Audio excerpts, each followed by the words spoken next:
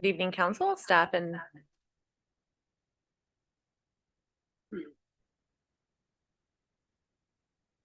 members of the public. May I have a mover and seconder to call the meeting to order, please? Councillor Scarwood and Deputy Cabral, that the regular meeting of the Township of Springwater Council of November 1st, 2023 come to order at 6:30 p.m. All those in favor? And that has carried. I will now ask you to join me in the singing of our national anthem.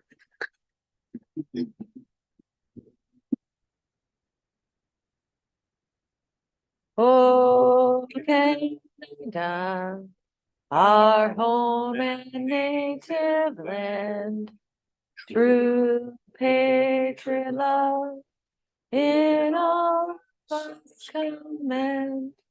With glowing hearts we see thee rise, the true north, strong and free.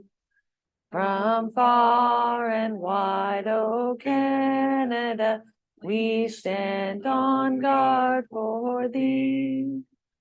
God keep our land glorious and free. O Canada, we stand on guard for thee.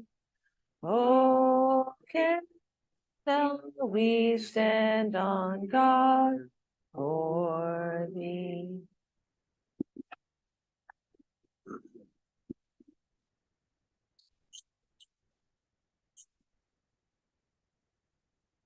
Council, are there any disclosures of pecuniary interest this evening?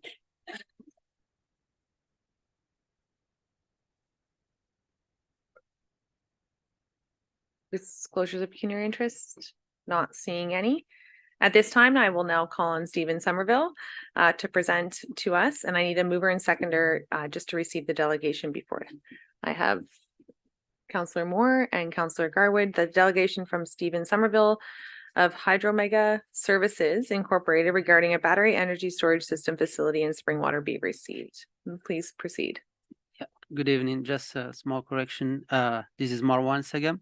I'm presenting Hydromega, and with Stephen Somerville, VP of HU Power.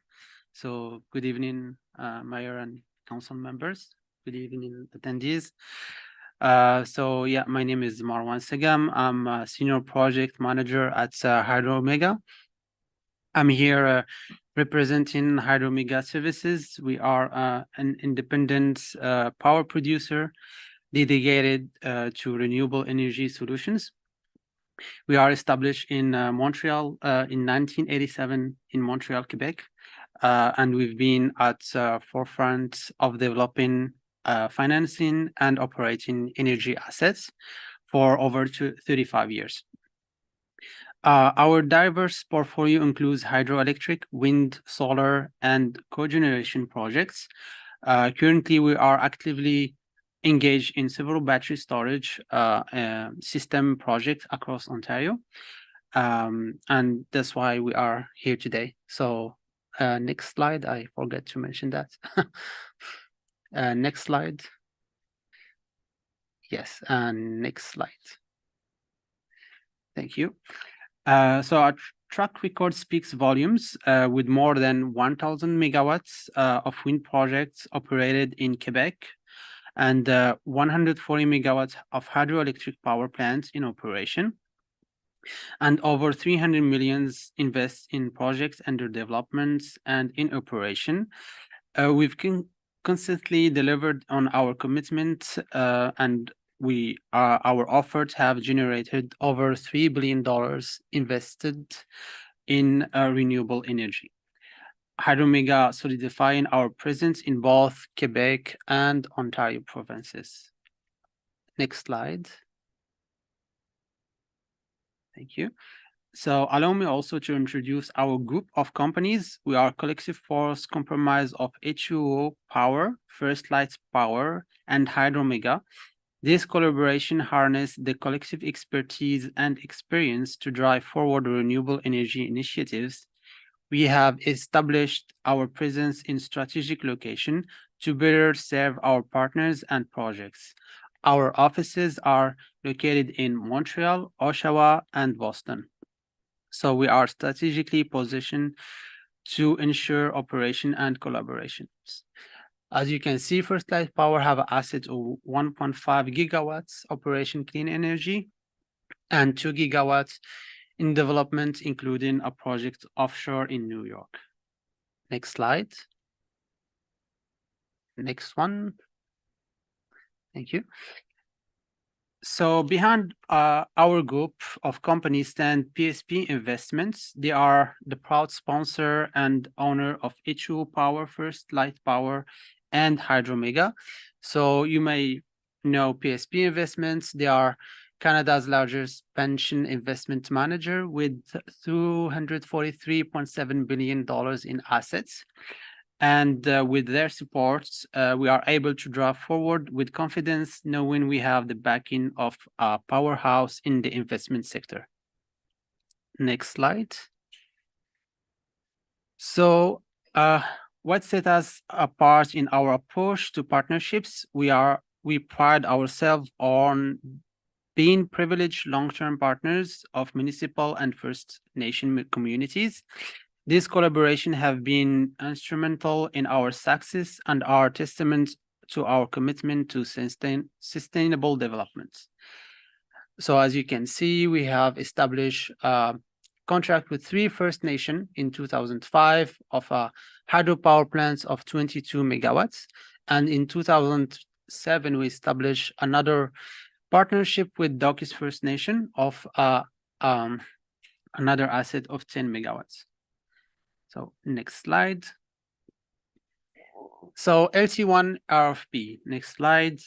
So the LT1 RFP presents an exciting opportunity with an allocation of up of 2,518 megawatts of year-round capacity, including 1,600 megawatts battery energy storage system projects. So this program aligns perfectly with our mission to provide reliable and sustainable energy solutions. So bids are due December 12, 2023. The battery storage should be working 4 hours of continuous electricity delivered, and the facilities to be in service by 2027, 2028. Next slide. Next slide again. Thank you. So we'll just introduce our battery storage projects in Springwater. So it's a facility of 285 megawatts. It's located in agricultural lands, and the main of this project is really to enhance grid reliability while supporting the integration of renewable energy sources. So we believe in open communication and active involvement with local community by maintaining transparency and providing regular updates. So we aim to ensure that the project brings tangible benefits to the residents and business of Springwater Township. We are also committed to offer a community benefits plan to you. We are asking the Township of Springwater to support the development, construction, and operation of a long-term reliability project within their municipality. This support could be a blanket support resolution for procurements of LT1 services program. This resolution will enable Hydromega services to receive rated criteria points under LT1 RFP or to satisfy its obligations under any awarded LT1 contract. Next slide. So the timeline, as I mentioned, we need to submit our bids by December 12, 2023. And by March, we will hope we get the result from ISO. So we expect 1 to 2 years to get the permits and engineering studies and environmental assessments. And the construction should be started by 2025, 2026. And should end by later like I believe 4th quarter of 2026, beginning of 2027, and that's what LT1 asking for. So next slide. So as I mentioned, we are asking for a blanket municipal support resolution. There is some city that already give this resolution for other operators and developers such as Kingston, Chatham, and it was ongoing Clarington also. I will be glad to share with you an example of a blankets municipal support of the city of Kingston. So I can give you that a hard copy. I will send you that by email. Next slide. So what is a battery energy storage system? Next slide. So a BESS operates a simple yet powerful principle. They are charging during electricity demand lower and when the costs are low also, and they are discharging during the peak demand. So the idea is charging when you don't need electricity and discharge when people need electricity. So batteries play a pivotal role in the integration of renewable energy resources like wind and solar power.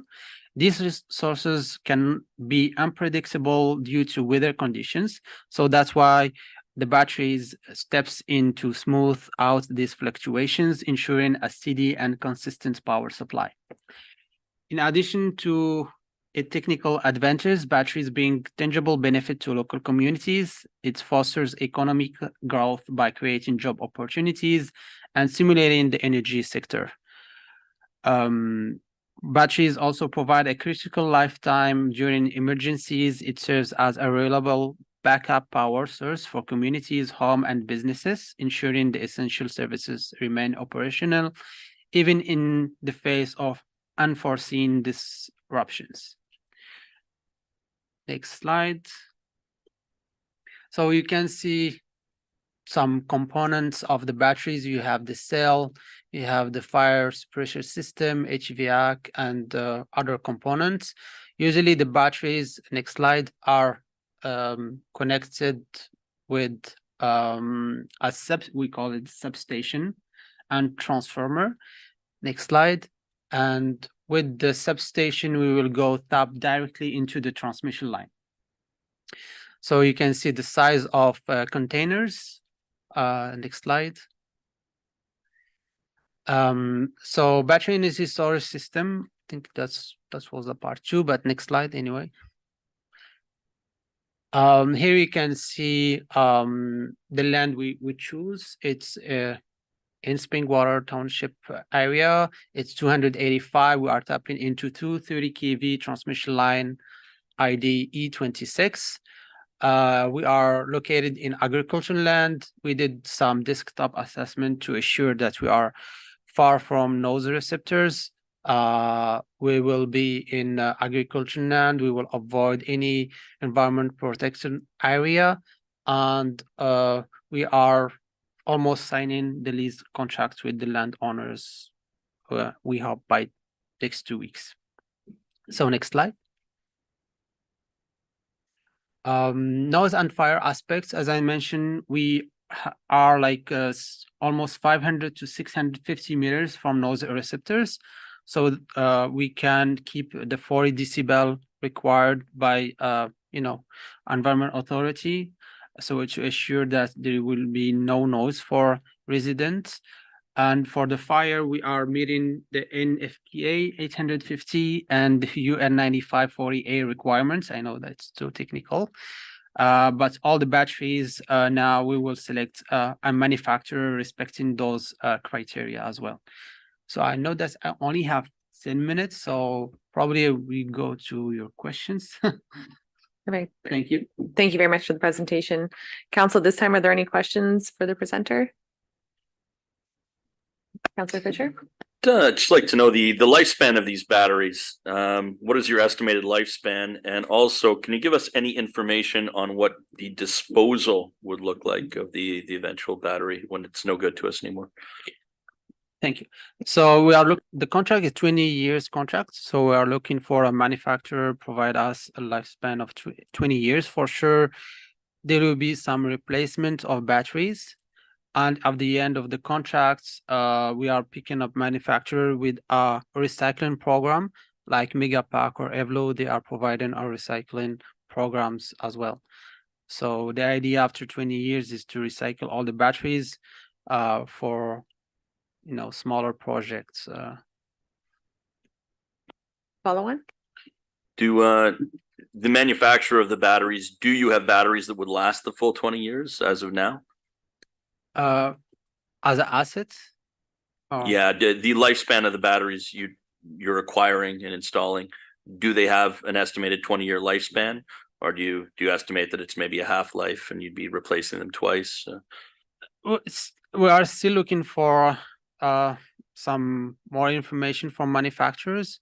Now they have a warranty of 3 years, but there is two strategy with manufacturers, whether to have in decreasing the power of your batteries by 7% 3 times during the next 20 years, or by keeping the same power, so they need to replace batteries. Today I don't have numbers, but I can provide it later if you want. Thank you very much. Councillor Thompson and then Councillor or Deputy Cabral.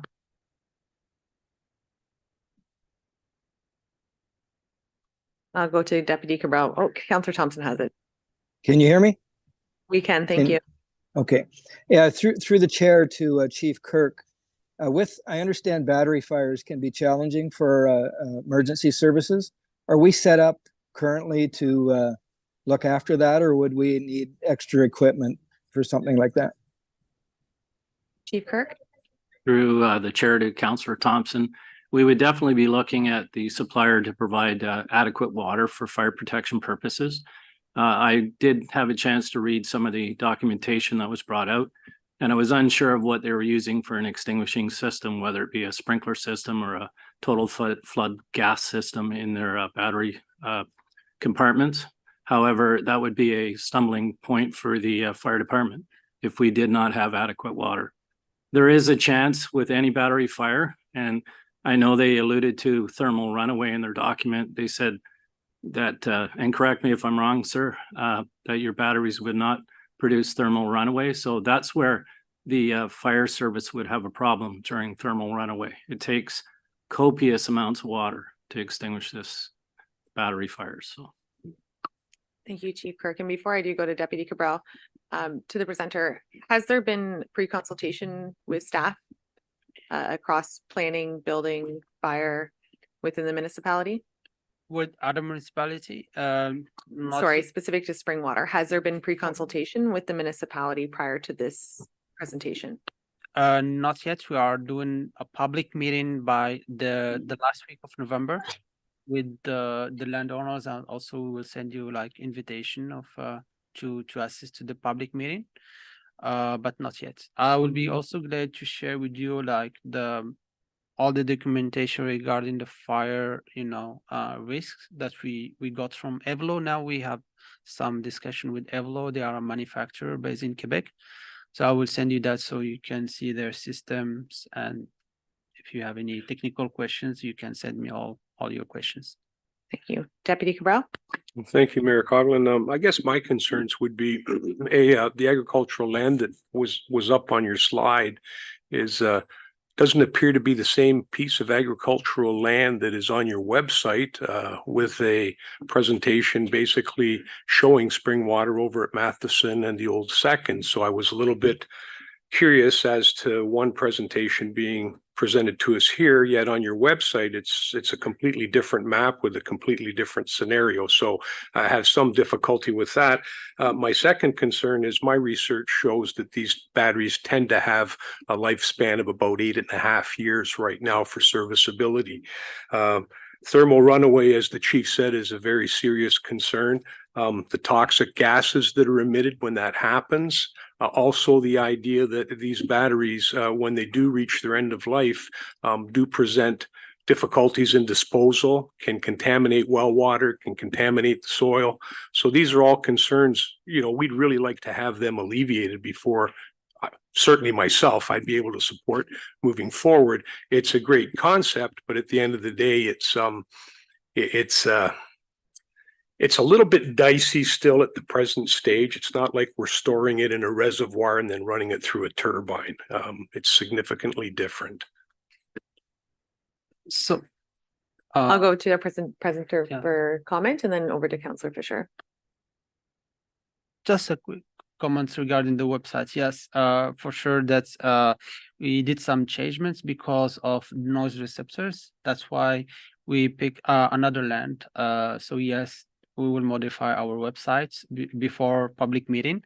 And the reason why we changed that is two things, noise receptors. We would like to ensure that we are like at least 500 meters from houses. And the second thing is we believe that we will need at least 20 acres just to have enough space, for 285 megawatt batteries. For your second concern, lifetime is also a challenge for us as developer. We want to make our investment, profitable for PSP investments.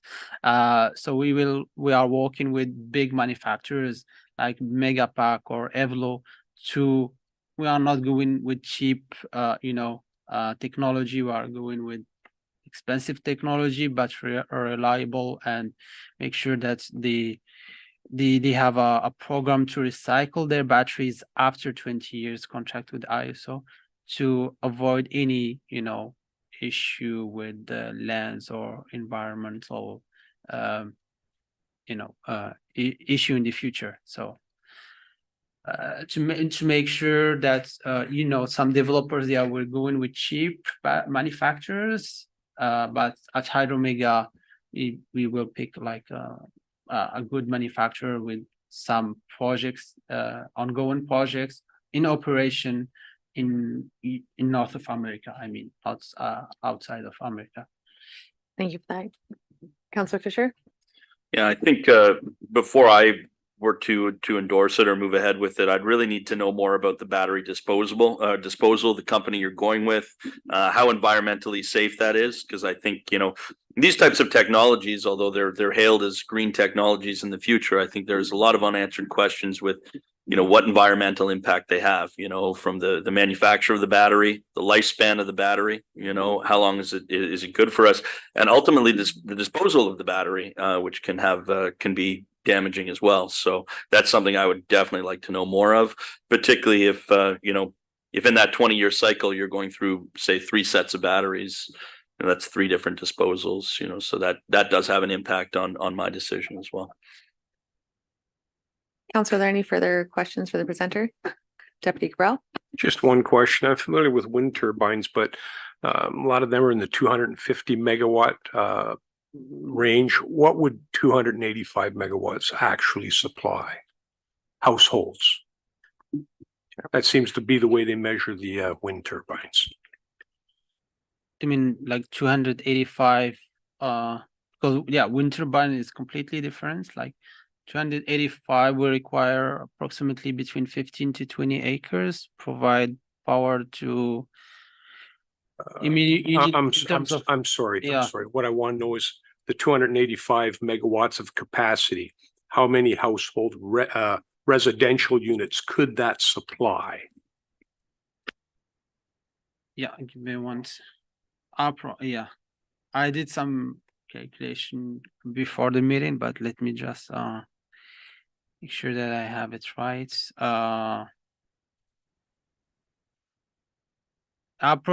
It should be around 300,000 houses, more and less. Thank you for that.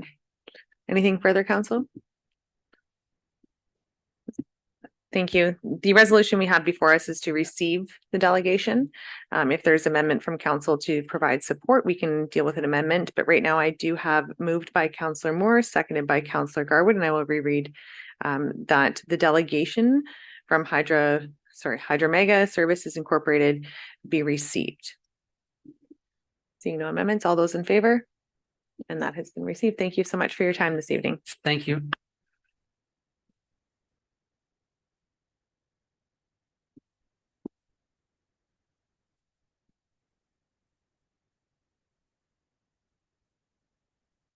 We will now be moving on to our question period, and I will turn to Clerk Ainsworth. Have any question submissions been received? Thank you through you to council. There have been 3 submissions received. 2 submissions will be conducted in person in the chambers, and the last submission I will read on their behalf. Our first submission is for Miss Lorraine Diapper. My apologies for the last name.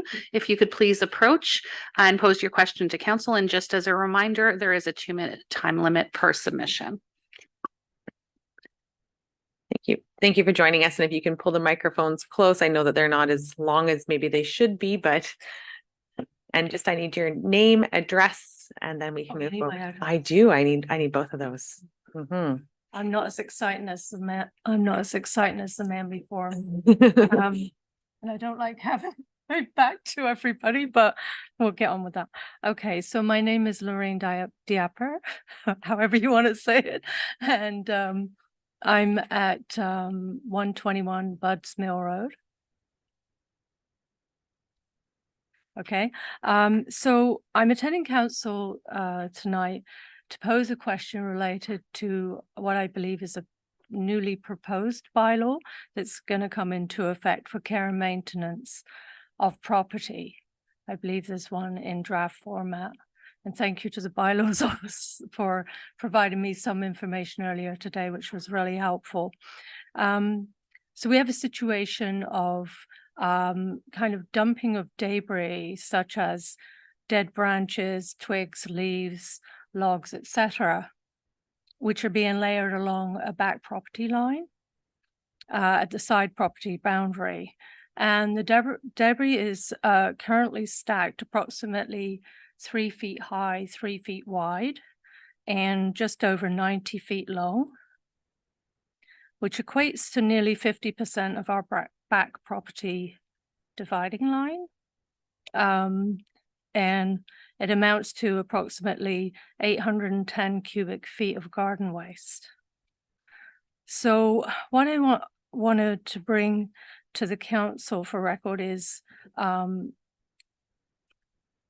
some concerns. And my first one is fire hazard. And I'm sure we have someone in the room that might be able to answer that. Since there's a public pathway close by, and recently we had lightning struck a very large tree that actually brought the tree down in that back pathway that was really close to all this debris. And, you know, maybe it is or isn't a fire hazard. I see very dry debris, especially in the light of the forest fires and the wildfires and everything else happening in Canada. I see it as potentially a fire hazard if a spark got in there. And the second concern is about animals that are currently taking food into this nicely kind of stacked pile of debris. We had 3 skunks hanging out in the back garden most of the summer, digging up the lawn, and I have one small grandchild of 2 years old and another grandchild on the way that frequently play in the backyard. So I'd be really wary of letting them back there with skunks running around. I do have to remind you to be mindful of the time. I could Oh, listen to your yeah. accent all night, but Sorry, we do have. yeah, I'll get to the question. Thank you. Okay, will the newly proposed bylaw address this type of dumping, and the timeline for the new bylaw? Will there be a process for public review before it's adopted? And can the public also give feedback into that writing, like I'm not questioning the writing of the bylaw. I know you have very qualified people, but just to see whether it's strong enough to address this type of issue in the backyard. Thank you for that. I'll turn to Clerk Ainsworth, basically to give a background on how a bylaw comes forward, what the public process is, and what the property maintenance standard bylaw. I'm assuming this is what we're talking about still. Just to go forward. Thank you, Clerk Ainsworth. Thank you through the mayor to council and to our residents. We spoke earlier today regarding a property standards bylaw. So I did advise that staff are actively working on drafting a property standards bylaw, which will have a wide range of coverage of what the bylaw will be speaking to. The goal is for it to be presented to council early in the new year. And it would be listed on an agenda. Members of the public would be able to provide public input. And if council should wish to seek specific public feedback, that would be up to the direction of council. And that would be the main process towards this bylaw. So it would be something that would come before council most likely a few times, just because it is fairly large. It's a fairly important bylaw. And yes, it would be up to council if they would like to seek public feedback specifically. Thank you. And just while I have Clerk Ainsworth available, so the process would be that it would come forward to council as part of a regular agenda, separate or not like a planning where there's a specific special meeting of council to address something. So this is just part and parcel. So when it's on the agenda, it would be through the question period that residents would have an opportunity to speak to that. Clerk Ainsworth? Thank you. Yes, there would be the opportunity through question period, submissions of emails or calls to council to provide public input on it, various methods that exist today with the various reports that are on an agenda. Thank you. Thank you very much. Thank you. Oh, I do have Councillor Moore. Oh, that's okay. Thank you, Mayor Coughlin. I was going to say, I'd be happy to contact you when I see that that's coming up on the agenda. I have your number, so I'll just keep in touch. Welcome. Great. Thank you. Clerk Ainsworth for our next question. Thank you. We have Mary Lynn Atkinson. Good evening. My name's Mary Lynn Atkinson. I live at 49 Willow Landing in Midhurst. I have two questions. First of all, my first question about the MZO was answered by staff today. So I would just like to provide a comment about public perception that another level of government is struggling with about wealthy men being given exemptions to Greenbelt regulations. And I have been around so long that I remember when Vespra actually had Georgian Mall as their tax base. But that Greenbelt was created because of Barry's encroachment into Vespra lands. And of course, the same thing's happening in the South End. But it is an MZO is a powerful ministerial tool instrument. There was an article in the Barrie today that it gives the perception of, oh, it's just vacant land. It doesn't serve a green buffer purpose. So I would just like to say that there is a medical center at Carson Road. There is empty land lots for sale on Bayfield, right beside the radio station. They're deep, an acre, same thing all along in areas that already have development earmarked for them.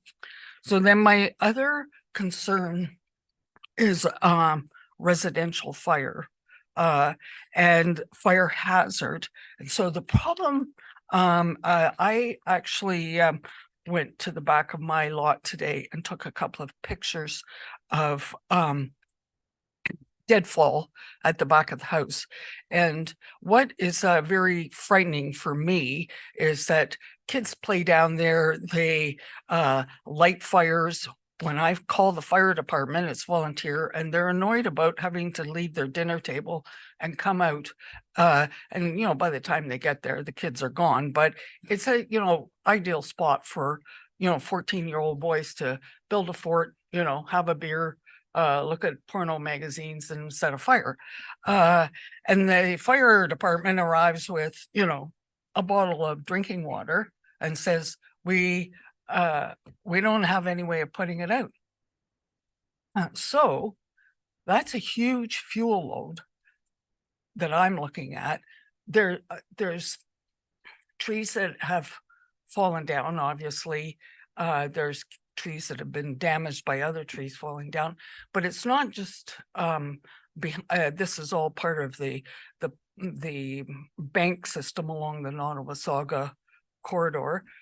Green Pine Park has deadfall in it, some that's been cut down, some that's leaning and ready to come down. So because of the frightening aspects of unexpected droughts, for example, in June, the fire hazards that were referred to previously in Nova Scotia and BC, I look at it and go, please God, don't let it go, because Midhurst will burn to the ground before the fire department gets there or can do anything about it. So my question is, who's responsible?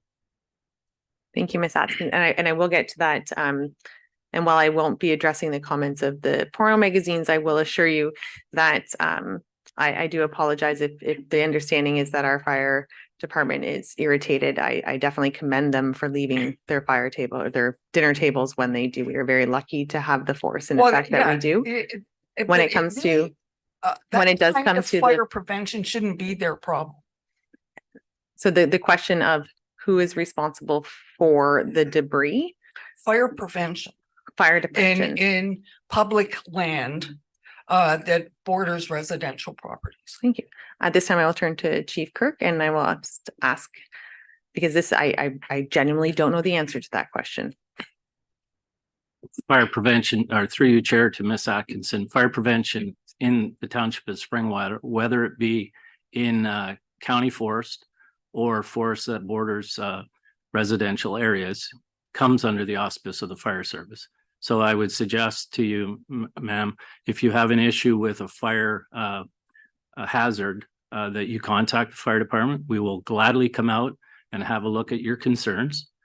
I can point you to a number of documents. FireSmart, it's called firesmartcanada.ca, gives you lots of tips on how to fireproof your property if you border a forest. Things like making sure your forest floors around your property are free of debris, making sure that you have pine needles and leaves off your roof, any vegetation under your decks, having a 1.5 meter buffer between buildings and the forested areas. Unfortunately, Springwater does not have the resources or expertise to do a forest management program like the robust program that the County of Simcoe has. In reference to the County of Simcoe Forest, I can point you in the right direction. There's a forester, Mr. Graham Davis. He would be more than willing to speak with you in regards to the fireproofing of the forest around your property. So, but I can also assure you that if you have a complaint about the fire service and you were probably given some bad information, we do have equipment that will go in off-road to be able to extinguish fires. So I'm sorry that if that's what you've heard, I have very strong concerns with that. So. Thank you. I do have Councillor Fisher. I just wanted to thank the constituent for coming forward. I was a 14-year-old boy once, so that brought back memories. But I did want to say to you, I've actually had many constituents in Midhurst raise the same things. You're not alone in thinking this. I think that with the forests around and even with the ash borer problems we've had with the trees, we have a lot of dead trees in the area. And I'll thank the chief for addressing it. I think a lot of it has to do with education. I think people need to realize that, you need to have permits for your fire. You need to clean up the brush that's around. And I think for those that do border on to the forest themselves, they need to be particularly vigilant when they're having fires themselves. I know as of late, I've had a lot of my neighbors, not a lot, but a few, you can tell they're burning brush, they're burning the leaves rather than bagging them. So I think it's an education thing in the area, and people need to know that not only do people not like the smoke, but it could potentially, it's even a dry summer. And I also think, and I'll say this later on today, we're going to deal with a fireworks bylaw, and I think that also plays into it as well, because that's an uncontrolled spark. So, but I thank you for coming forward, and those are legitimate concerns. But I also have to say the fire department's very attentive to these sorts of things. Members of council, any other? Thank you very much. Thank you. Clerk Ainsworth, you mentioned there was a third. Thank you. There is a submission from Brian McCrae, Director of Government Affairs, Canada for Delta Waterfowl. And I just want to make sure that Mr. McCrae is not in the audience. No, I will read his submission for him. On behalf of Delta Waterfowl, its members, volunteers, and supporters, we are writing to you today in response to the staff recommendation report dated November 1st. Delta Waterfowl fully supports the recommendation to approve Sunday gun hunting within the township of Springwater. For years, Delta Waterfowl has been a leader in advocating for Sunday gun hunting opportunities across the nation. As an organization, we have experienced incredible success in securing these hunting opportunities through the presentation of sound and factual information. In Ontario, our staff have presented before dozens of municipalities, much like yours, on this very topic. In the interest of time, I will be succinct as possible and offer the following comments to consider in support of approving Sunday gun hunting. I would be remiss not to mention the incredible participation in your recent Sunday gun hunting survey and applaud Springwater's residents for their participation. Comments to consider. Southern Ontario boasts 189 municipalities who have now approved resolutions to adopt Sunday gun hunting. The vast majority of Ontario now permits this initiative. This includes many of Springwater's neighbors, including Tay, Tiny, the Township of Clearview, and Essa. Sundays are not the day they used to be for most Ontarians. It is no different than any other day of the week. For many, the typical Monday to Friday 9 to 5 job doesn't exist, with more people working shift work and or working multiple jobs. Sundays are often the only day many individuals can free themselves of their busy lifestyle. For those who are fortunate enough to work Monday to Friday, Sunday gun hunting essentially doubles the opportunity for families to get out to hunt together. No other recreational activity is restricted on Sundays, so why hunting? There is no public safety concern with approving Sunday gun hunting. If there is no public safety concern from Monday to Saturday, why would it be any different on Sunday?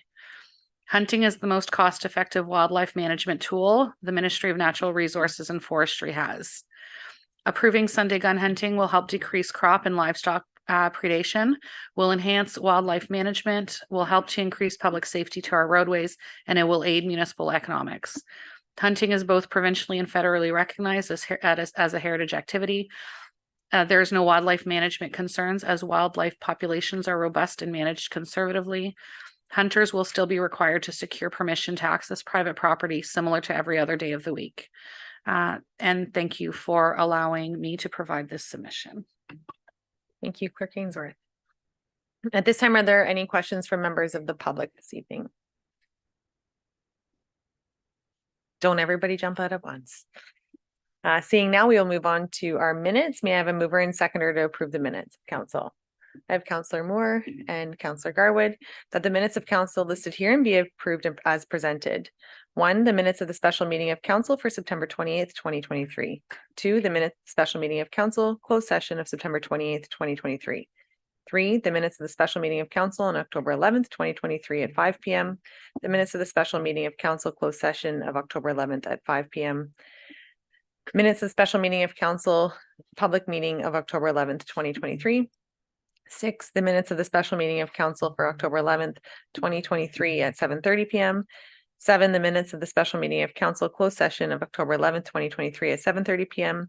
8, the minutes of special meeting of council of October 18th, 2023. 9, minutes of special meeting of council closed session of October 18th, 2023. And 10, the minutes of regular meeting of council of October 18th, 2023. Council, are there any questions or comments on any of these minutes? I left to Councillor Thompson, and seeing none, all those in favor? And that has carried. We will now move on to tabling of the budget. May I have a mover and seconder for the proposed 2024-25 budget and business plan? Councillors Fisher and Alexander, That the report from the Director of Finance regarding the proposed 2024-2025 budget and business plan drafted November 1st, 2023 be received. And the proposed 2024 tax-based operating budget, proposed 2024 water operating budget, proposed 2024 wastewater operating budget, and proposed 2024 capital budget as presented November 1st, 2023 be referred to the special meetings of council for deliberation and consideration. And that a bylaw to approve the non-union management salary grid be presented for consideration at the December 6th, 2023 meeting of council for final approval. And that the 2024 tax rate bylaw presented, including the county and education as soon as the tax ratios have been approved by the County of Simcoe, and that council adopt the compliance report for the 2024 expenses that have been excluded from the 2024 proposed budget presented for the November 1st, 2023, as outlined in the report as a requirement of the Ontario Regulation 284-09 of the Municipal Act 2001. And before I go to Council Director Radigan, can I ask for your presentation?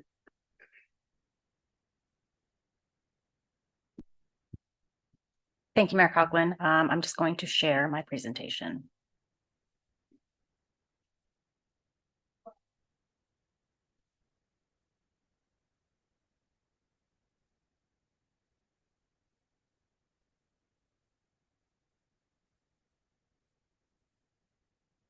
Good evening.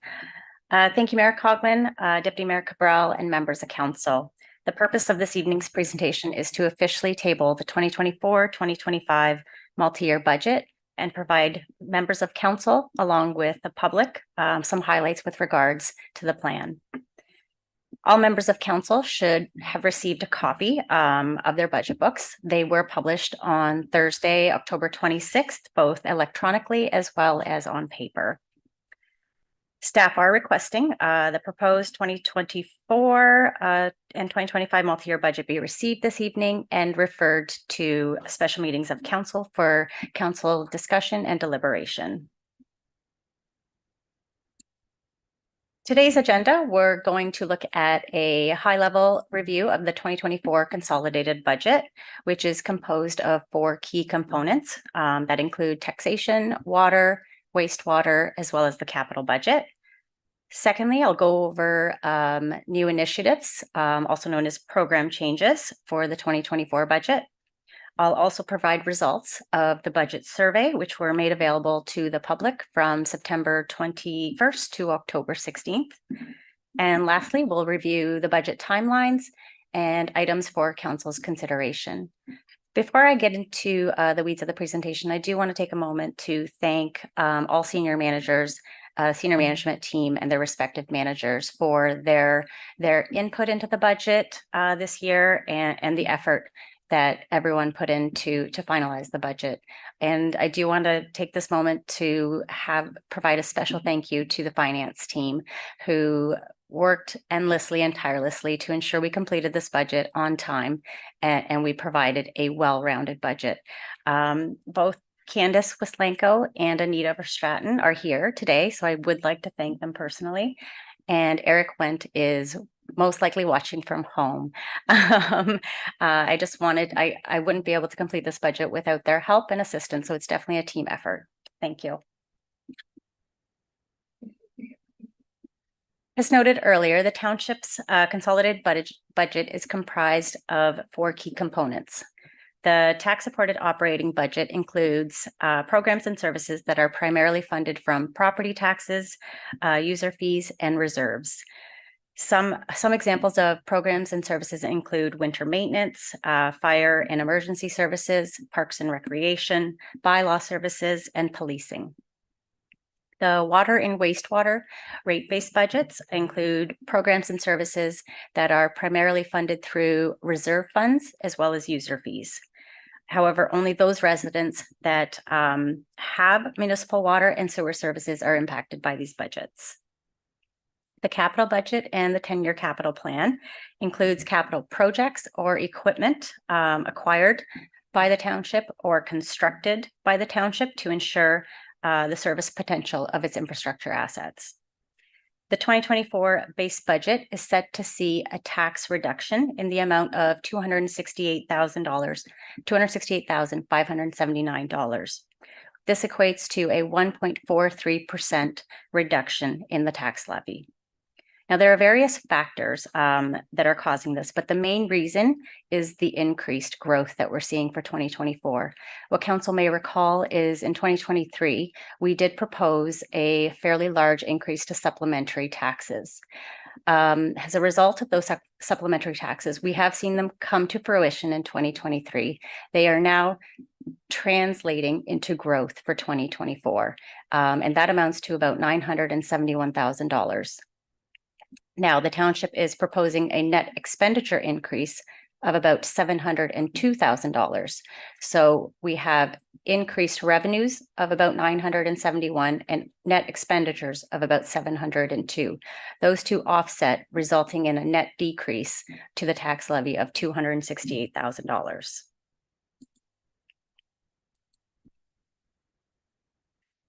Now, this is an unusual position to be in, but it's also one that's demonstrating that the township is seeing growth. And as a result of that, we need to ensure our budget and our resources keep pace with that growth. We do, as a township, continue to see high inflation rates, increased demand for talent as well as resources. We still have a variety of supply chain issues as well, and all of this has been incorporated into the 2024 budget. The impact of the proposed 2024 supported operating budget on an average single-family home assessed at $497,000 is a decrease of $30.61, and that's for the township portion only. The County of Simcoe was originally proposing a 5% increase, which was back in September.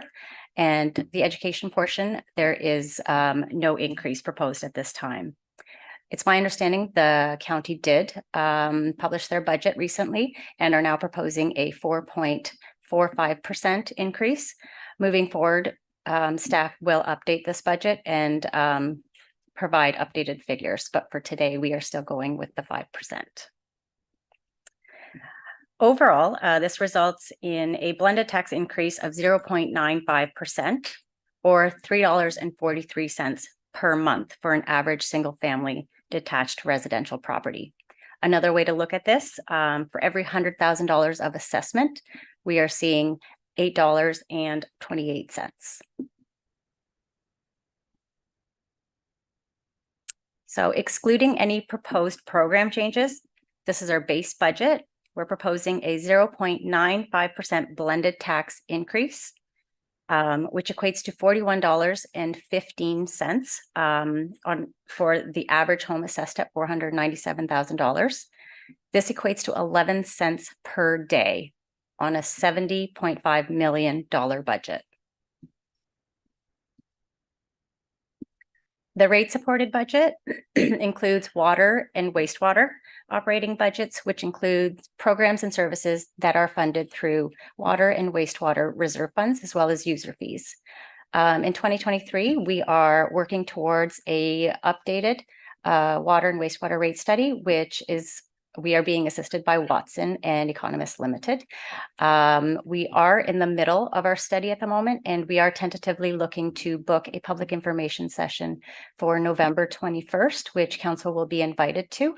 And beyond that, we are looking to come back to council with a presentation of proposed rates for December 6th for hopefully adoption.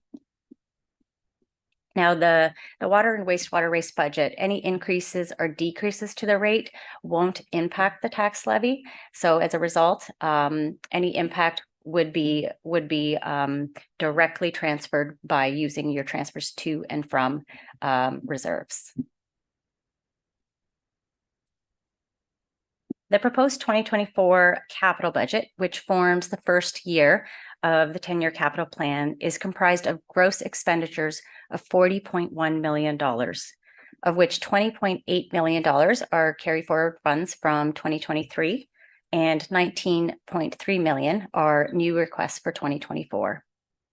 Based on the slide before you, we are proposing a 42% investment in the township's roads and related infrastructure, In addition, we're proposing 29% investment in municipal buildings and 8% in fleet and equipment. The major projects include the fire station at 9.9 million, the Craig Road construction at 8.6 million. Both of those two projects combined make up 18.5 million of the $40 million that you're seeing here today. The proposed 2024 capital budget is also forecasting offsetting funding resources in the amount of $40.1 million. The majority of the funds are proposed to be drawn from development charges, which equates to 55% or $22.2 million. Total debt makes up about 10%, and the water and wastewater reserve funds make up about 15%. Along with that, staff are proposing $878,000 to be funded from the operating tax base to support initiatives in 2024.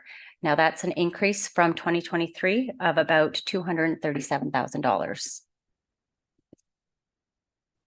The proposed 10-year capital plan is comprised of gross expenditures of $257.8 million.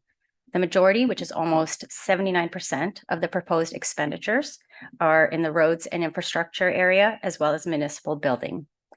The majority of this is made up of the multipurpose complex, the fire station 2 build, and Craig Road, mainly the construction of Craig Road for roads and related infrastructure. The expenditures are offset by comprised funding sources of $257.8 million as well. A significant amount is proposed to come from development charges, which results directly in anticipated growth. So we're looking at about 61% to come from development charges, or $158 million. The second largest contribution is directly from debt of approximately 21%, and that's about $52 million. So in addition to providing for core services and programs to Springwater residents, staff are proposing 11 new service enhancements. A detailed justification sheet was provided for each program change, which is included as part of your budget package. This should allow council to review each new request based on its own merit. There are 11 program changes that are being proposed, of which 9 of them are township related and 2 of them are from the library. The slide provides a high level of all the program changes and their proposed impact on the 2024 budget, which is 3.26%. Of the 11 program changes, 7 of them directly relate to full-time equivalent positions, and that equates to 6.4 FTE. Including program changes, the impact of the 2024 proposed operating budget on an average residential property is $110.99 annually, or $9.50 per month. The municipal portion increase only equates to 1.83% of that, which is $39.23, and that includes all 11 program changes. Now, this year, the township initiated a new survey to incorporate resident feedback. Our goal in the future is to work towards further public engagement to ensure that we do receive a broader audience. As part of the 2024-2025 budget process, residents and businesses were were asked to complete the survey. Surveyors had the ability to spend tax dollars by allocating $100 between existing services. Using a budget allocator tool, you could increase or decrease the existing service level up to a maximum of $100. We received a total of 60 responses, which is quite not significant, unfortunately. Budgets are so enthralling. People just really want to be involved in it. If you had $100 to play with, maybe. We do plan to do future engagement because that response was somewhat disappointing to us as well. Overall, roads and parks were identified as the most important services. Winter maintenance, recreation, as well as economic development were also critical services that were recognized by residents. Lastly, this slide provides the budget timeline. Today being November 1st, we are tabling the budget. Next week, from November 6th to the 10th, we have set aside 5 days of council one-on-one sessions. I highly encourage and recommend each member of council to reach out to staff. We would be more than happy to sit down and have these one-on-one sessions, whether you want to go through line by line, page by page. We are more than happy to sit down and explain any variances or explain our rationale in terms of where or perhaps why we're requesting any new initiatives. So I definitely encourage each member to reach out to staff because we have made 5 days available. So I do hope each member takes advantage of that. November 13, we do plan to see presentations from our service partners. That includes the NVCA, SSEA, as well as physician recruitment. November 15th, 20th, and 22nd, we have set aside as budget deliberation meetings. This is where staff will work through our operating and capital budgets with council, as well as further explain program changes. We've also set aside some time where if there are council initiatives that they would like included in the budget, that can take place as well. And the final day we've set aside to ensure that there are discussions relating to the program changes, and council makes the decision whether to include or exclude those from the final operating budget. And December 6th, staff do hope to come back with a finalized budget, and we do hope to look for council adoption and approval. So today, we are simply requesting that council receive the information and refer it to future special budget meetings. That concludes my presentation, and I'd be happy to answer any of your questions. Thank you, Director Radigan. Council, at this time, are there any questions on the process for Director Radigan? Deputy Cabral? Thank you, Mayor Coughlin. I just would like to go back to that pie chart.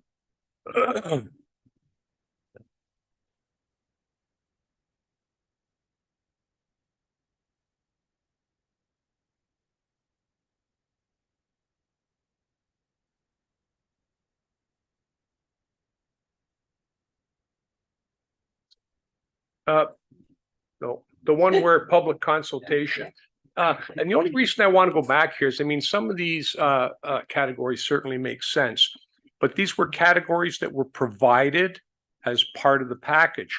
And I just was curious, are these the same categories that would have been provided in a similar survey provided to the public in the past? Because when you have a pie chart like this and you input certain criteria, you are forcing the people who are looking at this pie chart to make a decision to equal 100%.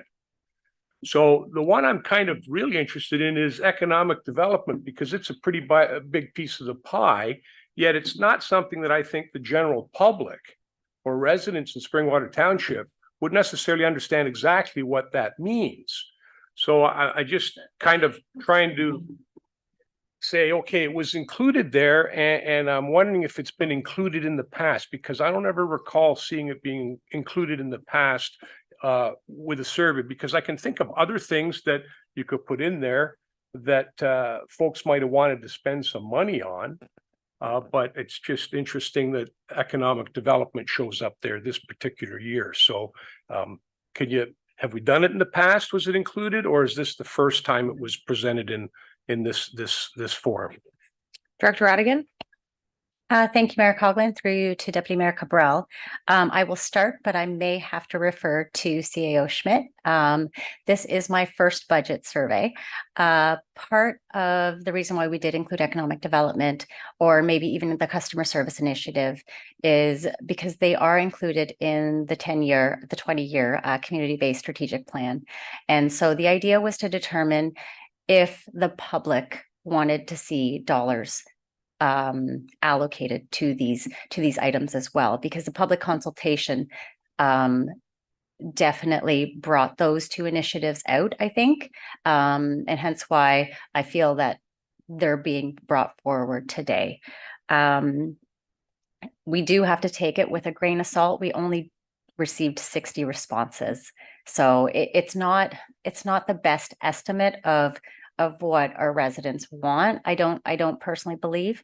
We do plan on doing further public engagement to hopefully get a better understanding. And it being my first survey with public engagement, I would like to incorporate additional areas, and I'd be happy to take council input in terms of what areas to include. When we did put out the survey, each section did include a description of what was included within there. So if they didn't have an idea of what economic development was, I would hope that they would have understood it based on the description. Thank you. Follow on? Just thank you for clarifying that, because when I look at this, all of the rest are very, very self-explanatory. People know what they represent, but economic development is very, very broad. So that's why I was wondering about that particular piece there. Thank you. I have Councillor Moore. Thank you, Mayor Coughlin. Through you to Director Radigan. Can you just remind me, please, how many of the supplemental tax bills went out to our residents? And I know that you said that totaled almost $1 million of extra revenue. Yeah, so I'll first ask what that number is. Director Radigan. Thank you, Mayor Coughlin. Through you to Councillor Moore. Are you looking for the dollar value? Or No, so I think I'm roughly between 900,000 and $1 million for the supplemental tax revenue. How many households, though, did those bills go to? I'm going to defer to Ms. Wislenko.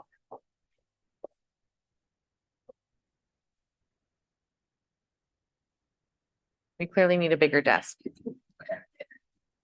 Thank you, Mayor Coughlin.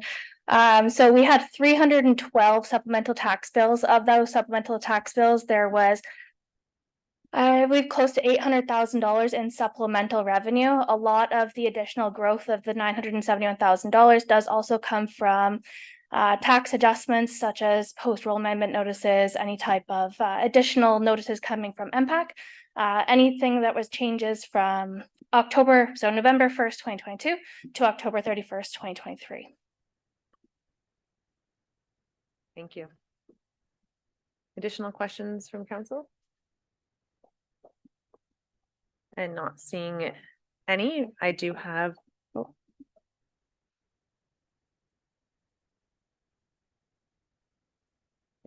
I do have the motion before us as read, and it was moved by Councillor Fisher, seconded by Councillor Alexander. All those in favor? And that has carried. Thank you very much. And thank you to our finance team. I look forward to, but I look forward to it. Thank you. And at this time, we are going to take a quick break here.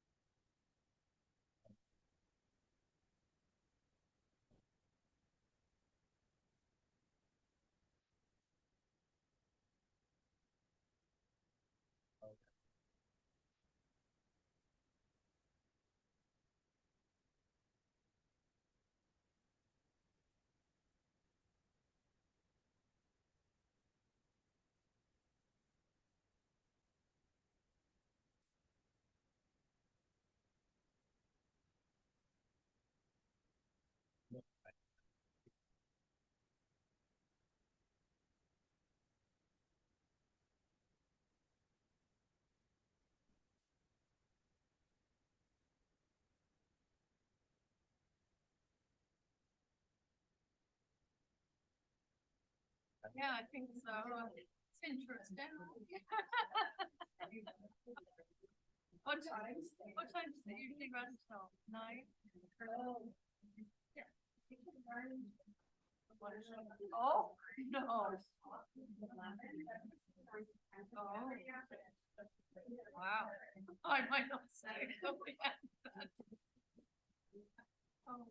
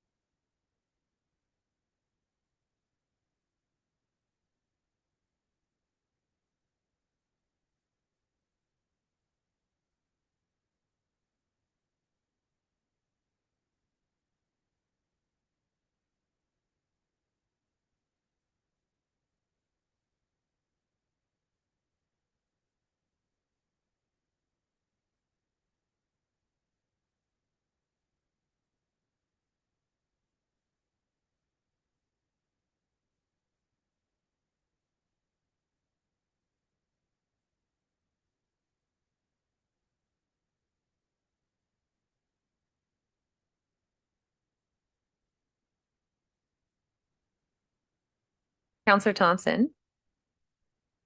You can hear me? When we resolve into close this evening, Clerk Ainsworth has reminded me that you will need to be in a quote unquote secure location. So we can have a quick break between open and close so that you can leave the pool for your hotel room. You don't have to do it now. You don't have like we got some hours, we got some time. You're like, there's nobody here. It's just me.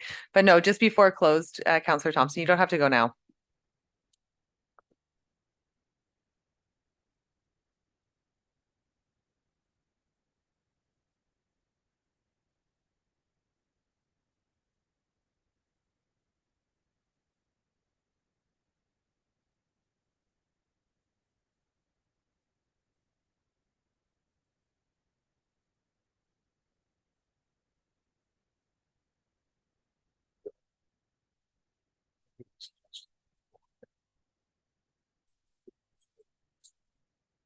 Counselor Thompson, you didn't have to go now. It was just before close. Like, enjoy that sunshine.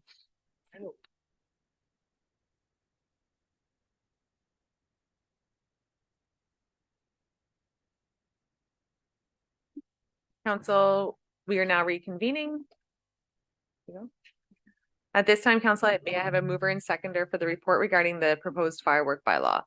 I have Councillor Garwood and Councillor Fisher. That the report from the committee coordinator, administrative assistant regarding the proposed firework bylaw dated November 1st, 2023 be received, and that a bylaw regarding the fireworks within the township of Springwater be presented to council for consideration at a future meeting of council, and that the proposed bylaw be drafted to allow for the firework displays as follows. Option 1, that fireworks be permitted on public holidays. Option 2, that fireworks only be permitted on public holidays and widely celebrated holidays. And option 3, that fireworks only be permitted on public holidays, widely celebrated holidays, and milestone events. And further, that all other provisions outlined within this report included in the firework bylaw. At this time, council, I will now open it up for any questions from Members of council, I have Councillor Fisher and Councillor Garwood following. I just wanted to add to it. I think it's important to actually have this bylaw. And I spoke with a lot of my residents, and I think that one of them today actually addressed one concern.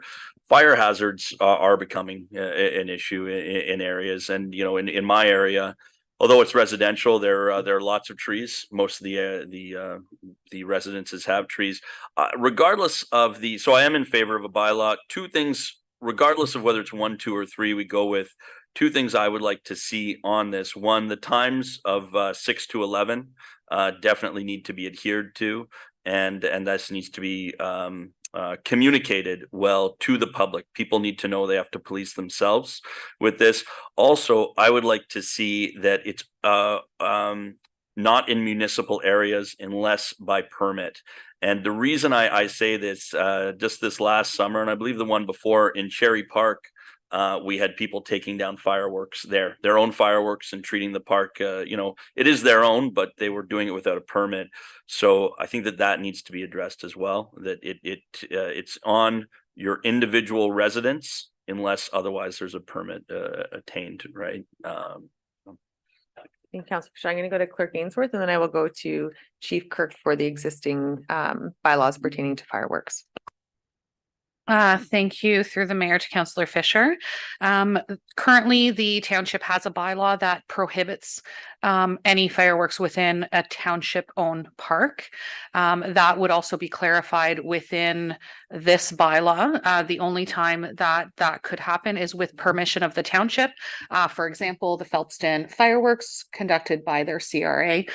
So fireworks would be strictly prohibited without township approval. Chief Kirk?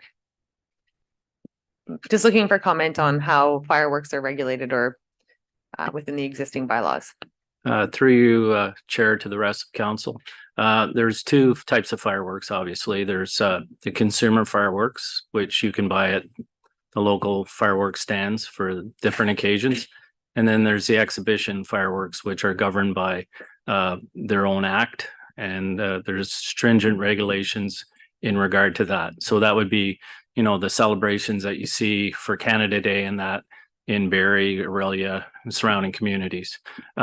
With regard to Councillor Fisher's concerns with consumer fireworks in residential areas, we have had a number of occasions since I started as fire chief that we've actually gone out and spoken with the resident to make sure that they're not setting their fireworks off too close to combustible buildings and vegetation and that sort of thing. And we also have a bit of an education with, how to safely set off fireworks, the age that people should be at for setting off fireworks. And the draft bylaw does cover that sort of thing. Thank you, Chief Kirk. Follow on, Councillor Fisher? Question through to the chief. Do you feel that only permitting them on holidays and widely celebrated holidays, do you feel that maybe the readiness of your force is heightened during that time to deal with it? So I guess in other words, by constricting it for those times, do you feel that your force is in a better position to service a potential problem, i.e. a fire? I guess always a fire. Chief Kirk?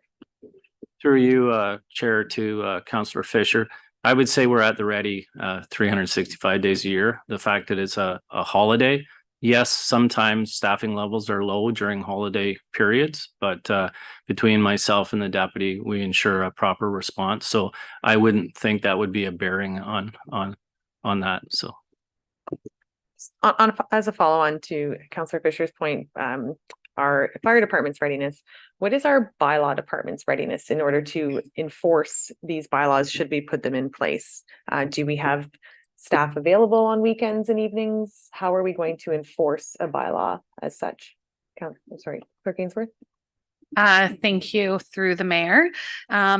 Bylaw staff currently work until 7 or 8 p.m. during the week, depending on the season, until 5 p.m. on weekends, which means that bylaw staff are not on duty during general firework hours. What happens or what would happen for enforcement?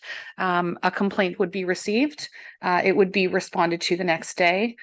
Depending on the circumstances, the situation, staff would speak to the resident involved in the complaint, as well as the person who has been advised that they have put off fireworks.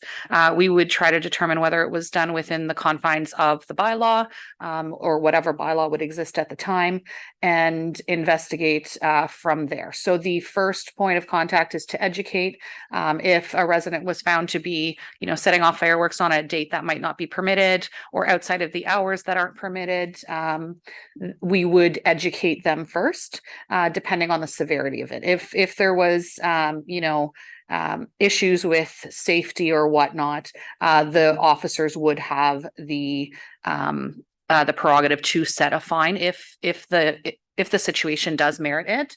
But however, a call for fireworks generally during the times that they would be set off, there would be nobody to respond to that call. It would be dealt with the next day.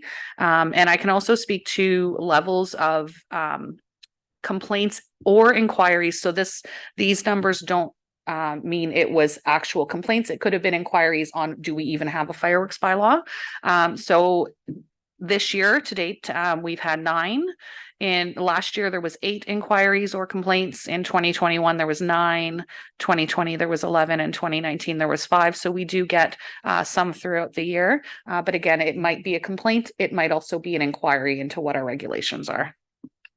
Thank you. And before I do go to Councillor Moore, as a follow-on to that, if there was not the firework bylaw in place, would our noise bylaw be able, if someone was to call and say there was a disturbance in my neighborhood, my neighbor was putting off fireworks, would our noise bylaw cover that complaint? Gainsworth? Thank you. Through you to council. The noise bylaw restricts fireworks between 12:30 a.m. and 4:30 p.m., which means that between 4:30 p.m. and midnight 12:30 a.m. fireworks would be permitted. So if it's outside of those hours, then yes, bylaw could step in. However, within those hours, it would be perfectly acceptable with the current rules. Councillor Moore and then Councillor Alexander. Thank you, Mayor Coughlin. You actually asked the same question I was going to ask, but I would propose that we adjust those hours if we so decide as a council to just go with our current noise bylaw, but adjust the hours. So you say they're 12:30 a.m. to 4:30 p.m. So could we even adjust those to say allow evening until 11, like you recommended in the report? And that our noise bylaw pretty much covers the fireworks plus our fire department and their safety outreach. So I would propose that. I'll let the rest of council speak, but. Thank you. I do have Councillor Garwood. Thank you, Mayor Coughlin. First off, I wanted to thank clerks and bylaw for this. When I initially brought this forward back in August, it was on the heels of quite a few discussions that I've had with residents in my ward, also in Ward 5, and through conversations with other members of council as well. And I think the primary goal here was not to remove fireworks from our communities, but was to ensure that, again, fireworks weren't being let off at 3 o'clock in the morning in the back of a postage stamp backyard in the middle of a subdivision. So when I look at the options, I see tweaking in my mind that needs to happen. I'm more currently aligning with option number 2, so only permitted on the public holidays and widely celebrated holidays. Again, even though Clerk Ainsworth has already noted it, I do agree with Councillor Fisher in regards to municipal owned land and fireworks in our parks. Of course, supporting our CRAs to ensure that they can continue to have those exclusions and permitted uses. But anyway, what I see is with option 3, when it comes to the milestone events, I do see that as difficult to enforce. Again, my birthday could be every Tuesday, right? Who knows how we're going to actually specifically enforce that. So that's why I step back from option 3 and more aligned with option 2. In regards to the enforcement piece, while again, we don't have bylaw staff specifically available during, beyond 8 or 9 o'clock or 7 or 8 o'clock, I do see it as that education piece. And I believe that was noted as well in the report around folks being able to learn about our bylaw. If we don't have one, then we can't enforce it. We can't specifically provide an outlet for our residents to provide those complaints and those concerns. So again, I think the time of day, personally, I didn't have a concern with the time of day. I am very much agreeable and amendable to what Councillor Moore has outlined in regards to aligning it with our existing noise bylaw, if that's the will of council. But I'm in favor of option 2. Thank you. I have Councillor Fisher and then Deputy Cabral. Just wanted to add on to it, regardless of which one we go with. I think, and I can speak for Ward 5, but I think this is throughout the municipality. We just need to commit to educating everybody. People need to know the times that they're allowed. I think that people generally, homeowners in our areas, are generally good and they will obey. But they need to know the times. They need to know that they can't just go to the park and light them off, right? They need to know that it's, without a permit. They need to know that if they want to contact bylaw in the morning, they have to know that bylaw isn't there, because I think there's a misconception that maybe at 9 o'clock at night bylaw will come and save the day. It's not going to happen. And I wouldn't want to put a bylaw officer, and they are not law enforcement. So we have to communicate this to people that yes, the next day you can phone and say my neighbor was lighting off fireworks at 3 a.m. And do that. So I just think we need to communicate this with people. People are generally good, and I think people do want to follow the rules. We just have to communicate that these are the rules going forward, and that's the other thing. A quick thing. I do agree. Milestone events, I both like it, but I will say this: I have had a few residents that read this today and raised concerns. Maybe it is a bit vague. I don't know. Maybe we can expand upon that. Again, I think people are generally good and they won't abuse it, but I'll leave that to the rest of council. But certainly the educational piece to me is cornerstone. Deputy Cabral. All right. Thank you, Mayor Coughlin. I didn't participate in the original session when it came up on fireworks. However, I know that it was covered in the noise bylaw, and that's what most people get ticked off about. In respect of adjusting the times, I think that would be a reasonable thing to do, is adjust the times there so that they coincide with 6 to 11. However, that would present some difficulty for New Year's Eve, which maybe we could go with the times that were stated till 12:30 in the morning, if I'm not mistaken.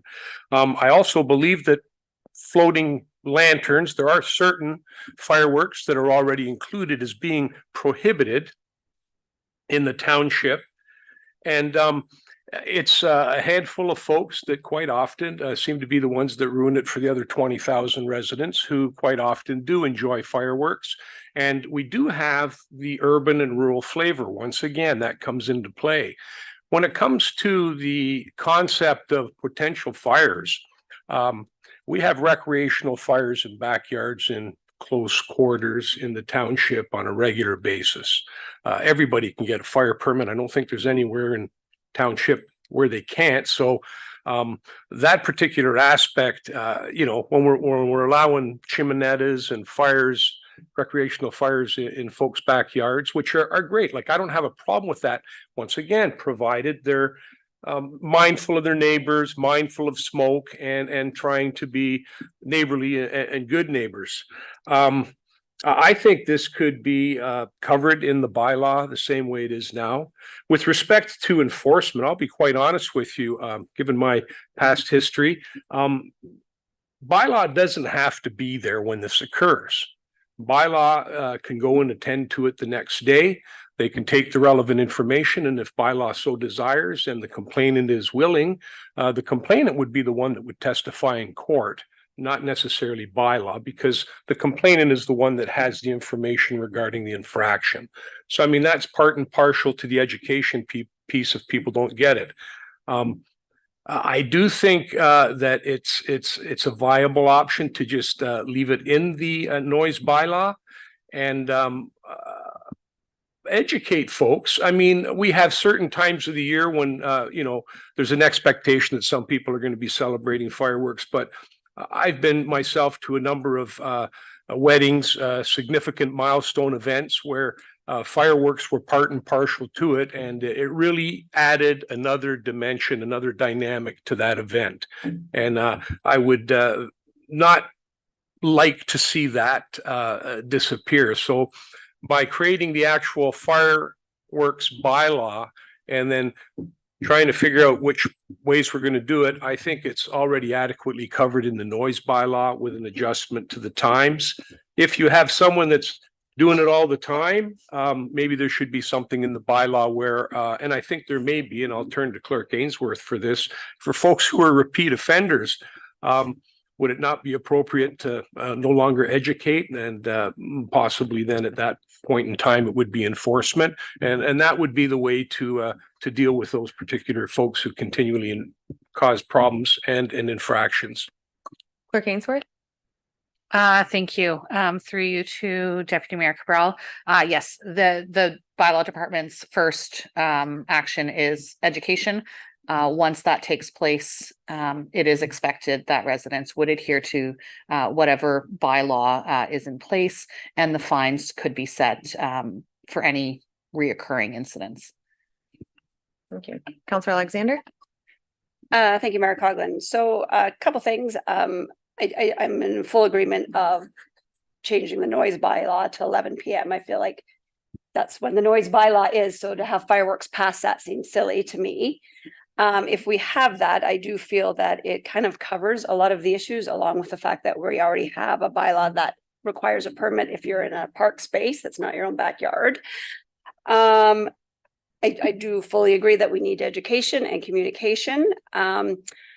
With respect to milestones, I think that's an important piece. I can look back to my own neighborhood in the past 2 years. I know that there are fireworks put on by a local resident who hosts a Easter Seals golf tournament and then has people back to his house.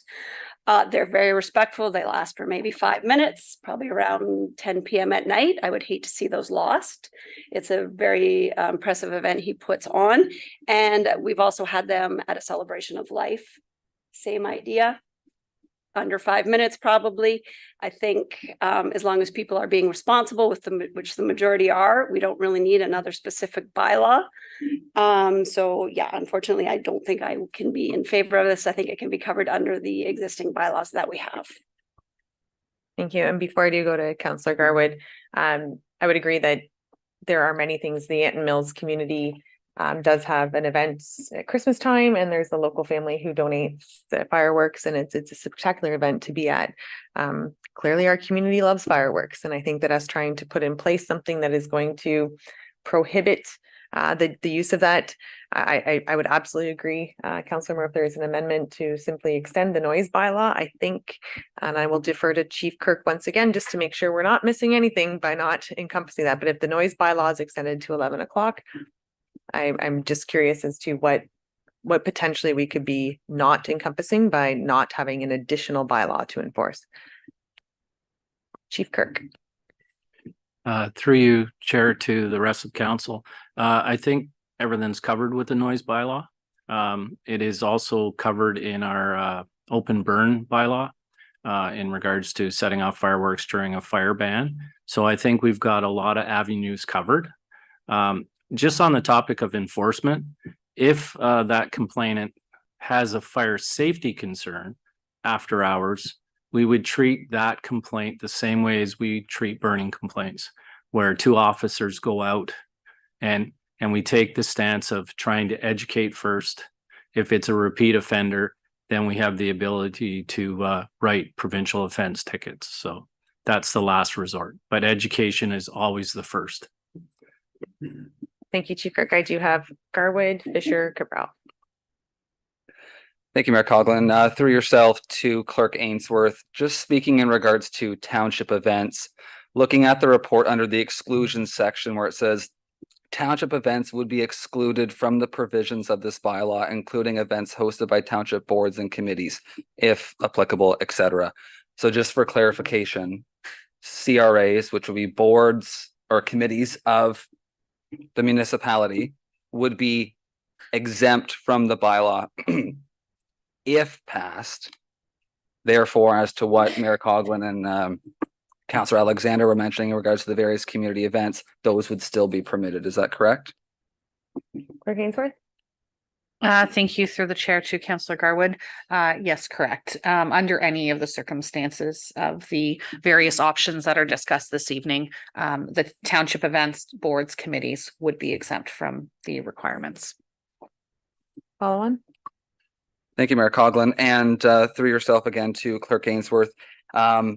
Specifically in relation to the noise bylaw, understanding that the proposed bylaw that we have here again has times of day, types of permitted fireworks, safety requirements, enforcement, and exclusions. Are all of those pieces, and I'm really just looking for the answer because I personally don't know, included in the existing noise bylaw? Again, I look at the safety requirements specifically noted in this proposed bylaw around the use of fireworks. Is that noted in the noise bylaw currently today? Clerk Ainsworth? Thank you through the mayor to Councillor Garwood. The noise bylaw would simply restrict the times to when fireworks would be appropriate. As far as the types of fireworks that are to be used, as the chief outlined earlier, there are two different types of fireworks. One, consumer fireworks that are available, corner stores, different vendors to the general public. And then there are highly regulated exhibition fireworks that are federally restricted. You require a license. So that those provisions exist in other pieces of legislation, specifically for the exhibition fireworks. The one thing that it wouldn't include is the restriction on flying lanterns and firecrackers, which I don't believe firecrackers are actually available for public purchase. Anyways, they would need to be purchased outside of the country to be able to be used. So no, the noise bylaw would only restrict the time of day. The open air burn bylaw would restrict and would have some safety provisions based on that. Thank you. Councillor Fisher? Just for my own clarification as well. So if we were to just amend the noise bylaw, somebody could light off fireworks on a random Tuesday, as long as, so we wouldn't be constricting to holidays and widely celebrated. Am I to understand that? Clerk Ainsworth? Thank you. Yes, through the mayor to council. If one of the options within the report is selected as moving forward by council, those restrict it to certain days. The noise bylaw at this time is any day of the year, unless council would state a time provision on that as well. Council could say between 6 p.m. and 11 a.m. or 11 p.m. Monday to Friday, or Friday to Saturday, Friday to Sunday. Council could get into that restriction within the noise bylaw as well. Follow on, and then Deputy. I guess hearing that, what I'm hearing from at least my residents and even people in other wards since this came about is they do want to see it constricted to some extent. I use the word constricted, but to holidays and certain times. And I think that, when it comes to other times, say an anniversary, or as you mentioned in Phelpston, I think the milestone events would cover that. So I personally, in consult with people from from my ward at least, I think that they would like to see that. You know, it's a more populated area, and people would like to see that it's just not a random Tuesday where somebody's allowed to light off, fireworks. Even if it is up until 11, that's still quite late. So I believe that people, at least in my ward, would like to see something more like maybe option 3, where milestone events does allow some level of flexibility, but it's not too constrictive. But we still don't have random days during the week, which I can tell you in Midhurst, you know, we did have over the last few summers, random days. So. Clerk Ainsworth? Thank you. If council is looking for restrictions on days, part of the benefit of having a standalone fireworks bylaw is to reiterate a lot of the safety concerns, a lot of the regulations that are out there. The other thing that it does is, if you'll notice in the draft bylaw, there is an appendix that has the list of set fines.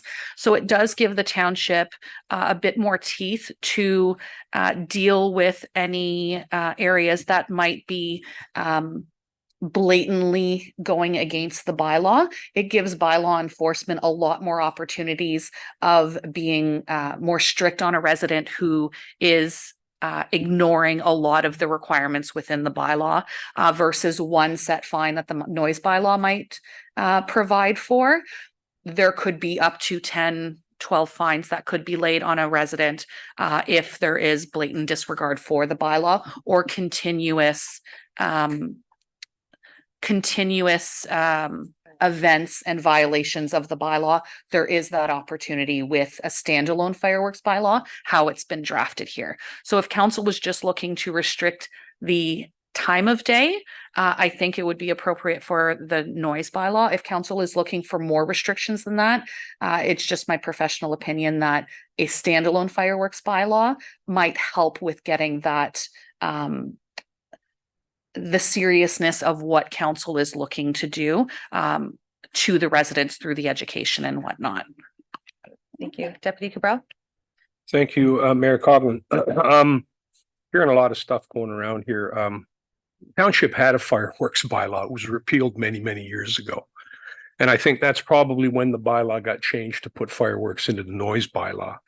The only point I would make here is I'm still, it's one thing to be restrictive. It's another thing when, 20,000 folks out there are having a reasonable, safe time. It's not like people are firing them off all the time. And if that was the case, it becomes a nuisance. There's things that can be done. Even the police can get involved at that point in time.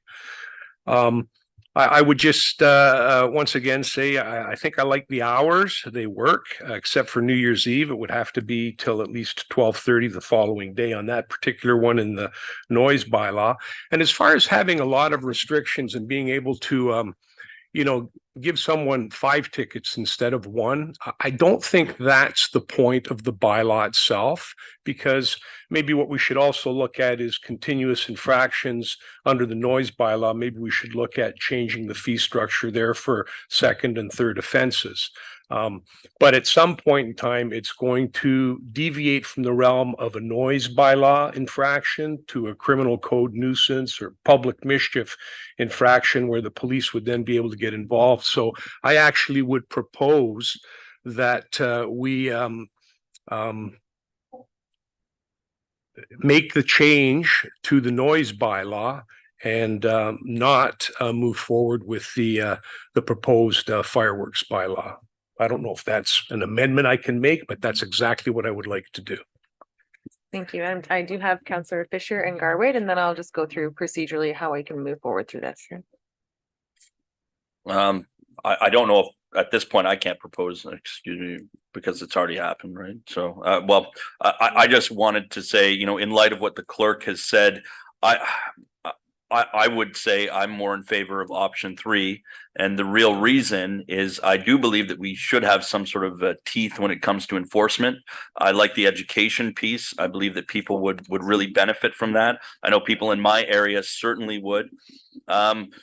I like the fact that it's on holidays and widely celebrated times. I think it does give, although our fire department is always at the ready, you know, it allows them to know that this may be a potential hazard or a thing.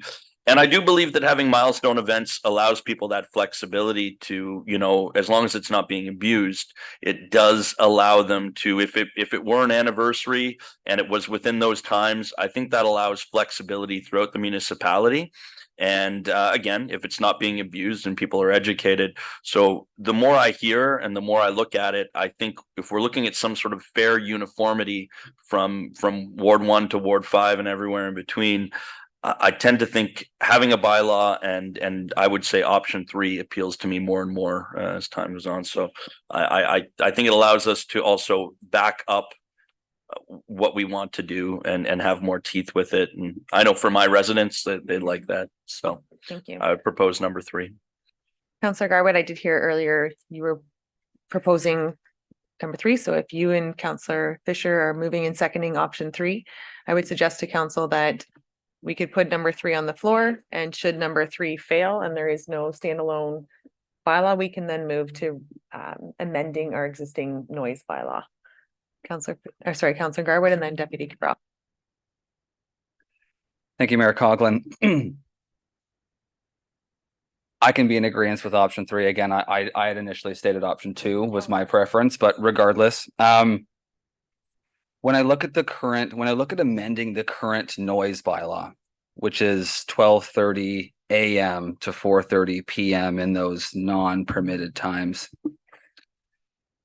I think back to the various residents who reached out to me back in the summertime, again, on that random Tuesday at midnight. I wasn't hearing from them at midnight, but the next day saying there was fireworks going off the last 5 nights in a row in my neighborhood right next door, landing on my roof. Well, they were within the noise bylaw permitted time, so there was no bylaw and nothing to enforce. So then again, the resident goes, well, I reached out to bylaw, but they can't do anything because there's no bylaw associated. So I think amending the time doesn't resolve the issue. The issue is, again, 5 nights in a row of a resident coming back and saying, these fireworks have been going on at midnight, which would fall within that time, which would technically be permitted today. So I'm not in support of adjusting the current bylaw. I honestly think that is kicking this down the road and getting nothing done. Deputy Cabral. Thank you. I don't know if we're kicking it down the road because we haven't had a bylaw, and as I said, the other one was repealed. I do have a question, however. I thought I was putting something on the floor. So shouldn't that fail before we do the other one? Procedurally, and thank you, Deputy Cabral. Yes, procedurally, I did hear from different members of council that I would like this, I would like that, and it was a difference between the first brought forward was Councillor Moore suggesting the amendment to the noise bylaw, Councillor Fisher with option 3, Garwood with number 2. So it was just a matter of we actually have this on the floor before us, which is this motion. We just don't have an option on the floor. So whether we put an option first or if we would do the noise bylaw first, I'm completely amenable to council. We have a mover and seconder. I don't have the option, and I did hear 2 and 3, and then I heard 3. So I was just trying to move this forward so we can vote on something and carry on. So at this time I have Clerk Ainsworth. Oh.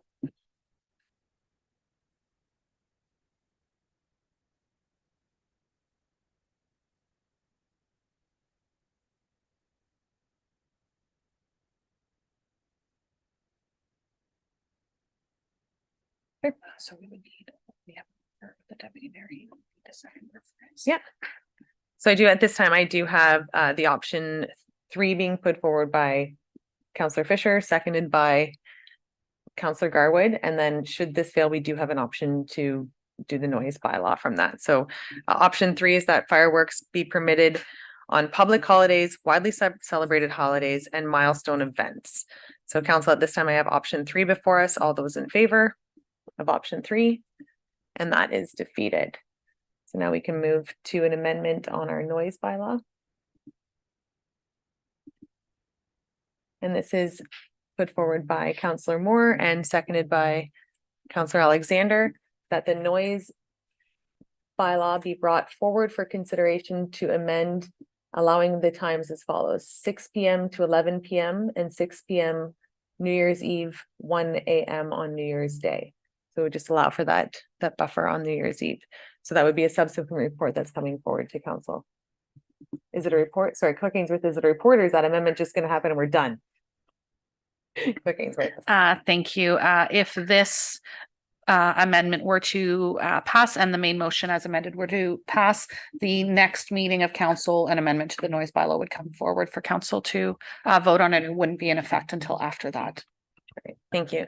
So council, we do have that before us now. So moved and seconded that the amendment to the noise bylaw be brought forward for consideration to amend the allowable time 6 to 11 p.m. and 6 p.m. New Year's Eve to 1 a.m. New Year's Day. Council, all those in favor? And that has carried. Thank you.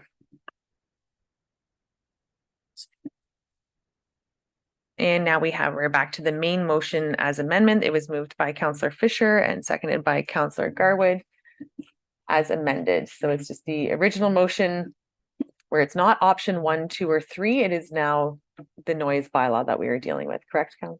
Yes, thank you. That is correct. Clarification? So, thank you, Mayor Coughlin. Seeing as I didn't support the amendment, or sorry, the noise bylaw adjustment, I do not want to be the mover or seconder for the motion. That's completely understandable. So I do have Counselor Fisher moving that. Procedurally, council, we are able to second things that we don't support just to have them on the floor, but there's definitely times where it's something that we just don't want to be part of. So completely understandable, Counselor Garwood. I'm looking for a new seconder for the main motion, please. I have Counselor Alexander. You made that change. Perfect. So we do have the main motion before us as amended, which brings us back to the noise bylaw. Council, all those in favor? And that has carried. I'm the fourth. Need that? Council, if I can just have your hands again for all those in favor. And you have your 4. I keep forgetting that you're there, Counselor Thompson. I do apologize.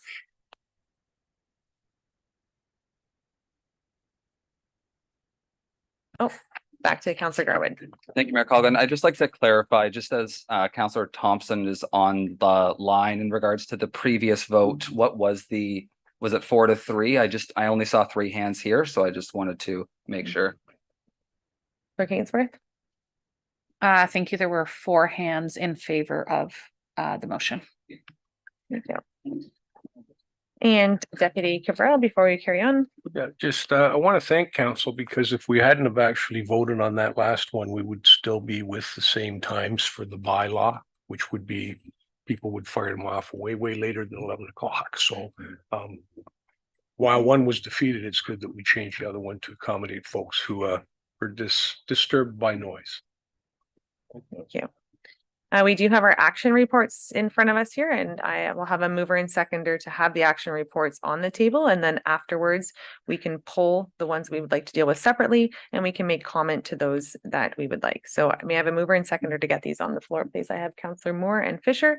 That action reports 9.2 through 9.4 be received, and that recommendations contained therein be approved as presented. I have 9.2 of ZB 2023-002, OP 2023-001, Giffen 2466 Ronald Road. I have 9.3 Sunday gun hunting, results of the public consultation, and 9.4 award of request for bid 2023-33 RFP, the Grenfell Community Repairs. Council, at this time, is there any to be pulled? Counselor Fisher? I have 9.3 being pulled. Any additional to be pulled? And seeing that there are none at this time, council, I do have that action report items 9.2 to 9.4, with the exception of 9.3, be approved. All those in favor? And that has carried. And now I need a separate mover. I have Counselor Fisher moving the Sunday gun hunting, seconded by Counselor Moore. And at this time, I will open that up for discussion. Right, yes, Counselor Fisher. Sorry. So I've, this has been very difficult for me. I've gone back and forth and I've consulted with many people in the area from one end of Springwater to the other, because I think it moves from somewhat urban to rural. I'll say this, I cannot support it. I cannot support gun hunting on Sunday, although I will disclose that I'm a gun owner and a hunter myself, so it's a hard position to be in. And I'll tell you why I take this stance. One is 6 days of the week you can hunt anyway. If you're an avid hunter, I would just take that time off. Many hunters, frankly, are going further up north. So I would say the vast majority of avid hunters are doing that. But also, in a few of our wards, we're seeing population growth, a lot of population growth, and people using, including my own family, the trails. And it would be nice on Sunday to not have gun hunting, right? Now, I will also say to you this, I reached out to the clerk earlier on, and I see waterfowl hunting as very different than say deer hunting in a wooded area where other people are walking.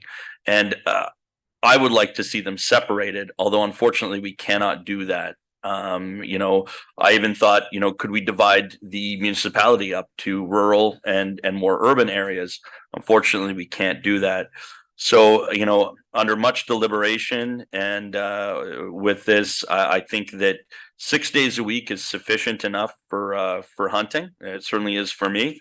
And I think that in the interest of our 20,000 and soon to be growing residents, we should respect the fact that they get 1 day a week, where they can walk the trails and not listen to gunfire, Councillor Alexander?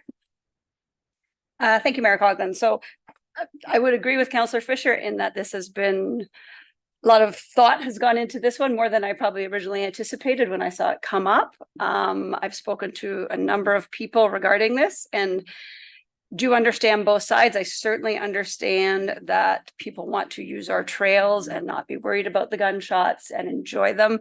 I personally probably fall in that group of people myself. However, the more research I have done on this, there's a very large number of regulations already out there with respect to when you can gun hunt in Springwater.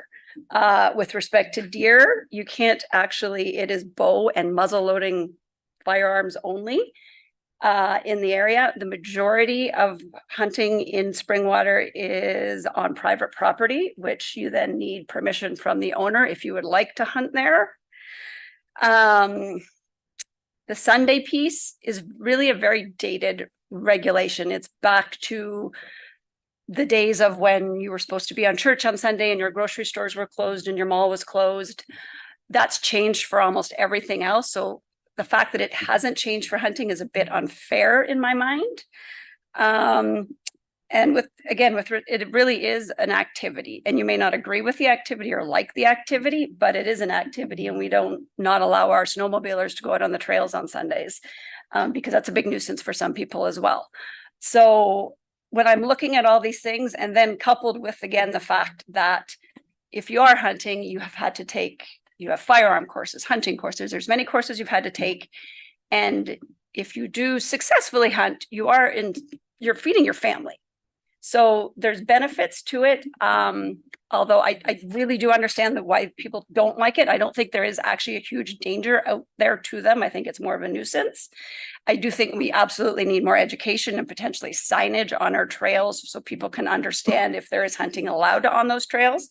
But I do support it. Thank you. And before I do go to the rest of the council, I think those are very, very great points that have been brought forward.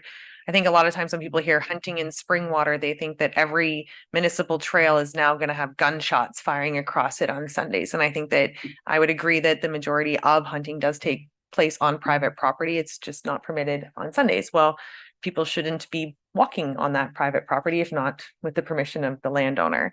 I think that for myself anyway, I would agree that I think that we also have a survey that came forward loud and clear from our residents that this is what they want. And I know that there has been conversation that a lot of the emails that we have received are from people outside of our municipality. However, we did have a survey that went out, and no offense to the finance department, it was a lot more than 30 people that did respond, 10 times that. So I think that to have that and to hear that, and this has been in every term of a new council, I think people get excited. It's like, this is going to be the council that makes that change. And I would agree that it's an outdated notion that, you know, maybe we don't want our husbands home on Sundays anymore. Maybe we're fine with them being hunting. So I am supportive of this. I think that it's been something that's requested, and it shows in the polls that we have taken that it is supported by our residents. So I did have Councillor Garwood and then Councillor Moore. Thank you, Mayor Coughlin. I won't be long, just a comment. First off, I think 537 responses, while 200 plus were from non-residents. Again, speaking about the 334 Springwater residents who reached out, I think that's overwhelming. Regardless or not of your pro or con. To be honest, I've never been hunting. I don't own a gun. I have no desire to go hunting. But at the end of the day, I think that when I think of Springwater, I think of our 4-season wonderland, that we are a municipality filled with a ton of green space and wildlife and the great outdoors. So I do support this initiative. Again, I think it's incredible that we've heard from so many folks. I see it as, we allow it for 6 days. Why not allow it for a 7th? I as well was back and forth, and really up until this conversation was still undetermined where I was going to go. Again, I think about the other municipalities in the area overwhelmingly that do have Sunday gun hunting. The rules and regulations already exist for Monday through Saturday. Why not one more day? Councillor Moore. Thank you, Mayor Coughlin. I think I'm going to take a different stance. What I would have preferred if the clerk had allowed it would be to draw a line maybe at Horseshoe Valley Road, the northern part of the township, maybe given an allowance, and then the southern half, given the population being prohibited. But what I decided to do was look at the Simcoe County report, and they don't allow at least 2 of the 3 tracks that they identified. Those 2 are in my ward. And I think it speaks to just the sheer population growth that my ward is seeing. Because they are adjacent to urbanized areas, hunting is prohibited. So that's the Museum Tract and the Hickling Tract, not including the Midhurst Tract, which is just across the street. So Sunday gun hunting is prohibited there. It is also Crown land, which Ward 4 is just mostly Crown land when you look at the size of the swamp, etc. It's monitored by the MNRF, but also must follow the no gun hunting Sundays. So from my perspective, I don't have maybe the same outlook that the other wards do, but for mine, it's going to be a no.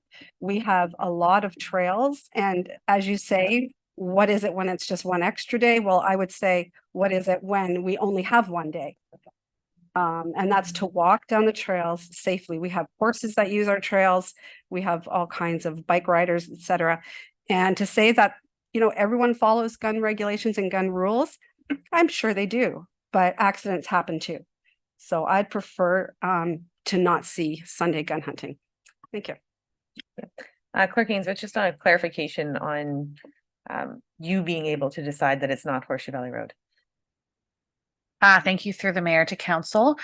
So the Sunday gun hunting allowance is by provincial legislation. So municipalities south of the Perry Sound-ish area are automatically excluded. They do not allow Sunday gun hunting unless the municipality provides support of it and a request to the ministry. And then the ministry then does a couple of intakes a year to change. They look at the municipality's request and then they change the legislation. And it is on a municipality basis. So municipality in its entirety and not pockets of a municipality. So the ministry just wants to see, would you allow it within your municipality, within hunting regulations, or do you not want it in your municipality as a totality? So it's the province's mandate for that. Thank you, Clerk Ainsworth and Deputy Cabral. Thank you, Mayor Coughlin, and just weigh in, and I must admit I struggled with this quite a bit too, because there was a lot of emails and comments from folks, some from outside the township, which I guess they want to come here and hunt on Sundays now. But even for our own residents, I mean, it's private property for the most part. County forests for a large portion don't allow hunting. And there was one that was a little bit kind of made me think a bit, and it was with respect to the tiny marsh and, you know, how they could hunt on one side of the road, but not the other. But the other side of the road from the tiny marsh is all privately held farms and property. So they would still have to get permission to do so. The other thing I did is I went online and I looked at how many folks had been injured or shot at inadvertently by hunters. I'm not suggesting that it would have been an accident for the most part, but that also came into play. And Sunday is also the day when most folks, given the different types of work schedules, Sunday happens to be the day that most folks, not just hunters, but everybody else, has the ability to go out and about, take a stroll, go for a walk. And there's trails all through Springwater Township, up in my neck of the woods, as Councillor Garwood can attest to. There's a main trail that goes right through Bishop's Park there, and it continues on the rail trail there. So based on those, I think 6 days is adequate.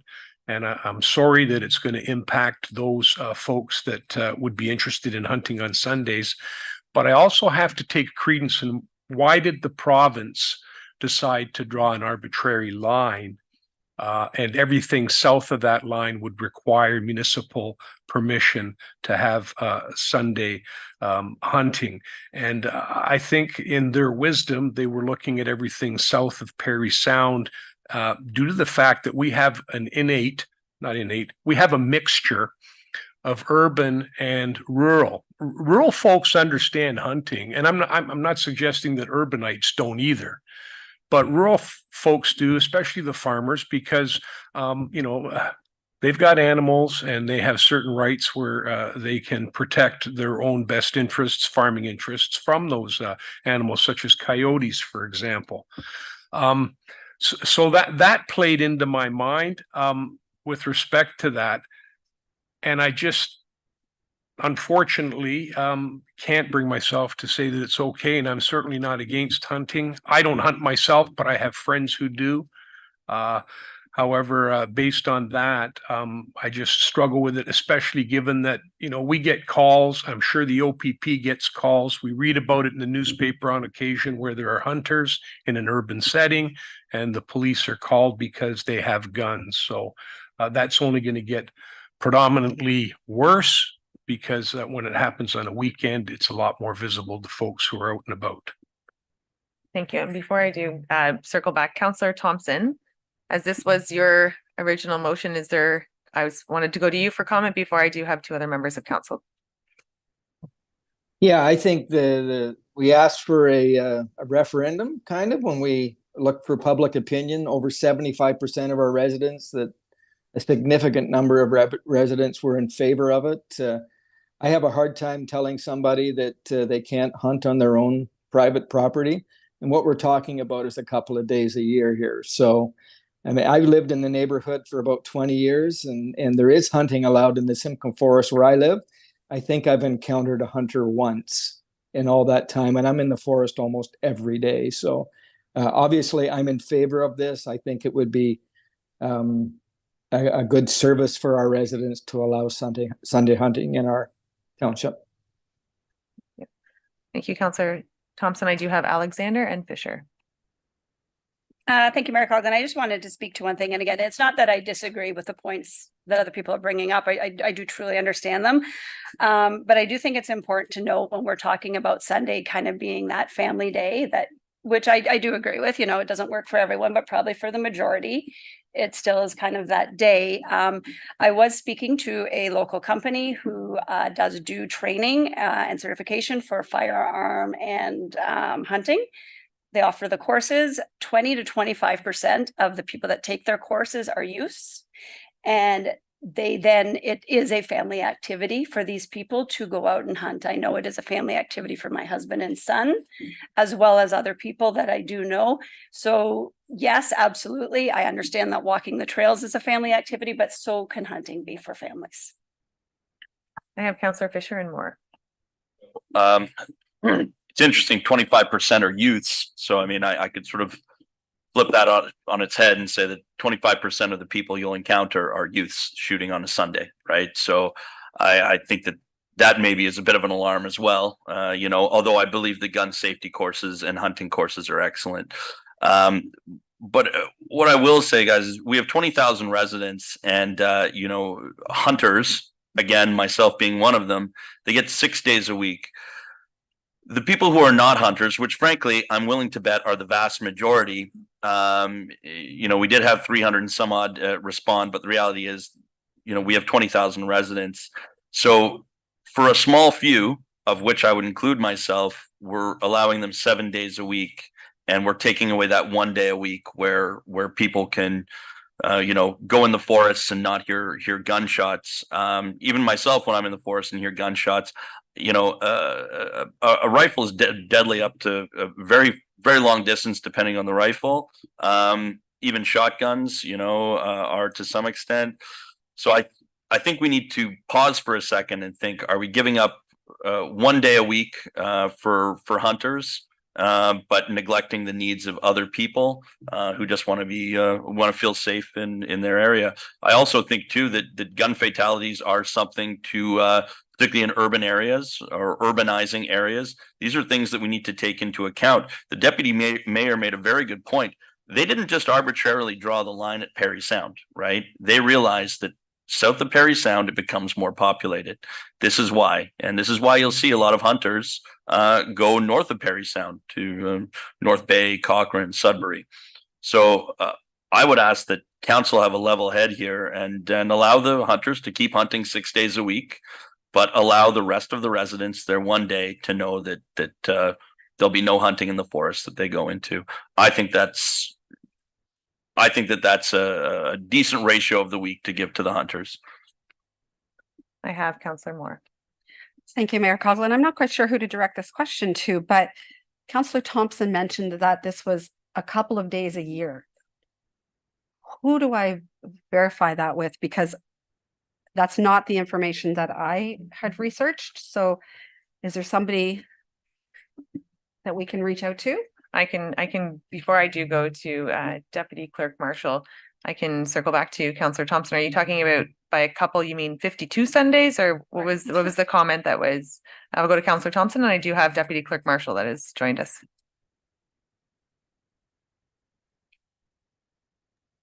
Well, they can only hunt during hunting season, and I'm not sure. I think it's 2 weeks. I could be. I'm not a hunter. It could be 4 weeks. So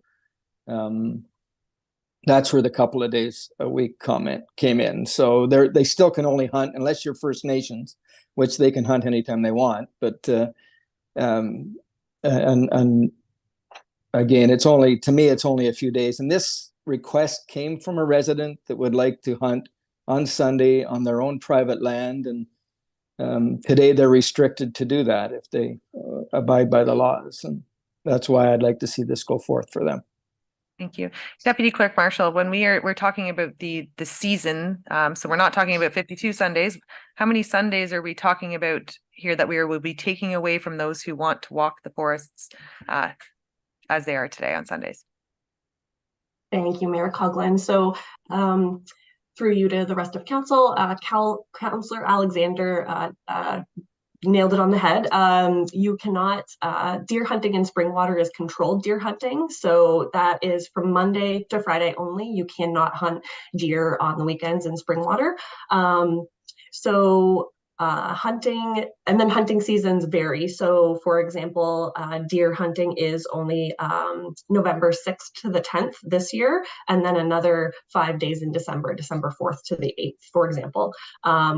Different like small game, for example, have different hunting seasons. So, you know, wild turkey, let's say, they have a spring hunting season, which is shotgun or bow, that runs from April 25th to May 31st. And then they have a fall season, which is also shotgun or bow hunting, October 10th to the 22nd. So there are different seasons depending on what you are hunting, and it is, you know, limited depending on you know the tags that you get and are approved for as well, and that type of thing. And thank you. Those were a lot of dates that you were passing around. And as I am not familiar with hunting like at all, that the joke about the husband hunting, my husband does not hunt at all. I know nothing other than what residents have brought forward. And many times it's literally just been, I'm constricted to doing something on my own land. It's not even really requests to be out in the forests that are permitted. So if you were to, and even if you need time, how many Sundays, as per Councillor Moore, or we can just turn to Councillor Alexander, who's our new hunting expert over here to the right. So I just want to be clear, because I think too it's important to note that it's not every trail and every forest and every piece of property across the municipality that you will now not be able to enjoy. As Deputy Cabral pointed out, there are many trails throughout our urban areas that there's never hunting. You're not allowed. So if your desire to go for a stroll with your family on a Sunday happens to fall on one of the, I'm going to throw out a number, I'm going to go with, help me out here, 12? Sure. 12 Sundays throughout the year, there are other options. There are other trails, there are other options to permit. So I don't feel that allowing gun hunting on those Sundays in Springwater is prohibiting residents from, they may have to choose a different trail. They may have to choose a different area. There's lots of areas to explore across Springwater. So that's how I personally view this. If there's any further comments from members of council, those here at this table and far away, and not seeing any. So I do have a motion before me with no amendments, moved by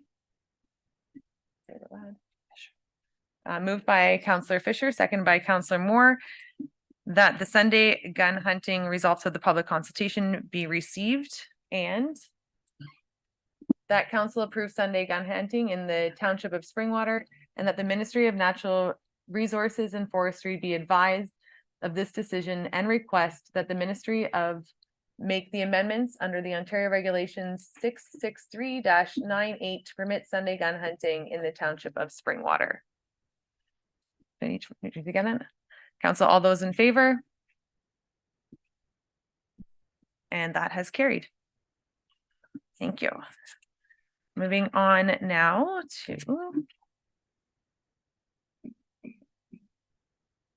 to our information reports. May I have a mover and seconder to receive the information reports? We will put these on the table. We will then pull items to be dealt with separately, and we can have comment before we do so. So I have Councillor Garwood and Deputy Cabral that the report items listed herein be received as information. I have number 1, an MZO 2023-002 Sadland 742 Bayfield Street North. 2, winter operations plan. 3, salary administration policy review update. 4, Midhurst Heights voluntary community contribution update. 5, Tiny Township withdrawal of annual arena partner support. Councillor, are there any that we wish to pull? Deputy Cabral? I have number 4 being pulled. Anything further? Any comments on any of the other items 1, 2, 3, or 5? I have comment on number 5, just on the withdrawal from the township of Tiny. Would the township staff be looking towards a non-resident fee, or would that be something that would have to be directed by council? Thank you, Mayor Coughlin, through yourself to the rest of council. At this time, I think I would suggest likely direction from council if they would like us to look into a change in our current fees bylaw, whether that be to look at non-resident fees or other avenues. Thank you. Councillor Moore? before I do go to Council Moore, I have Director Radigan. Thank you, Mayor Coughlin, through you to members of council. I do have a meeting scheduled for Monday to have a discussion with Midland and our other counterpart regarding a non-resident fee, because I believe we have all been impacted. So based on that discussion, I can bring something back to council once we do have that discussion. Thank you, Director Radigan. I would appreciate circling back. Deputy Cabral and I were attending a North Simcoe mayor's meeting, and there was much discussion about the joint services and what that looked like. I do believe the impact from this is, I think it remained at about $7,500 for the last 10 years that I've been on council. So I definitely don't want it to deter residents and from people from being associated with Elmvale and our arena and our recreation here locally. I've been fighting the non-resident rate in the city of Barrie. So I just wanted to ensure that by them pulling it out, it didn't trigger some sort of mechanism whereby we just put in a non-resident fee. So that would definitely be at council's discretion. Thank you. And Councillor Moore? And we're pulling number 1? Yes. Okay, perfect. So council, I do have items number 1 and number 4 pulled to be dealt with separately. So I now would, at this time, will be approving that the reports listed herein be received as information. 2, winter operations plan. 3, salary administration policy review update. And 5, the Township of Tiny withdrawal for the annual partner support. Are there any further questions on those 3? Seeing none, all those in favor? And that has carried. At this time, I will now turn to Councillor Moore for the MZO 2023-02 Sadlin 7742 Bayfield Street North, and I would need a seconder for that, please, Council. I have Councillor Garwood. And comments and questions, Councillor Moore. Thank you very much. I know that this application came up earlier in our meeting. And so I just wanted to make it clear that tonight is not where we propose the resolution, that once the public information meeting center has taken place and public submissions have been received, township staff will then prepare a follow-up report for council's consideration to determine whether a resolution of support is warranted for a provincial MZO related to this specific project. So I just wanted to make that clear. Thank you. Thank you for that. Any other questions or comments on this item? Seeing none, council, all those in favor? And that has carried. I now have item number 4, the Midhurst Heights Voluntary Community Contribution Update. I have it moved by Deputy Cabral, seconded by Councillor Fisher. And Deputy Cabral, your comments. Well, thank you, Mayor Coughlin. This report, well, to be honest, there's questions that have come as a result of this report that I was, be quite frank, not really in a position to fully answer based on what was included in the report. The timelines aren't very specific as to when everything started, as far as I think we're looking for the actual dates, if possible, and the people that were involved in it. Also, it speaks to risks, but they're not identified. And I think that's part and parcel to the whole negotiation piece, because these are risks that township and council as a whole undertook. There's also something in there with respect to the 4% where it alludes to a similarity between another agreement, which unfortunately, due to confidentiality, I'm not to elaborate fully on, but it suggests that it was a similar type of arrangement. And in my mind, it was not a similar type of arrangement. It was a similar percentage, but for 2 completely different functions. So I would ask that the report be referred back to staff, CAO, and see if CAO may be able to elaborate a little bit more on not only the negotiations, but a little bit more as far as some of the questions that have come out that I've just raised here, so that there is full transparency and accountability, and that council can feel comfortable in the decision that we made to accept the agreements. So that's what I would like to do. Thank you. Any further comment from council?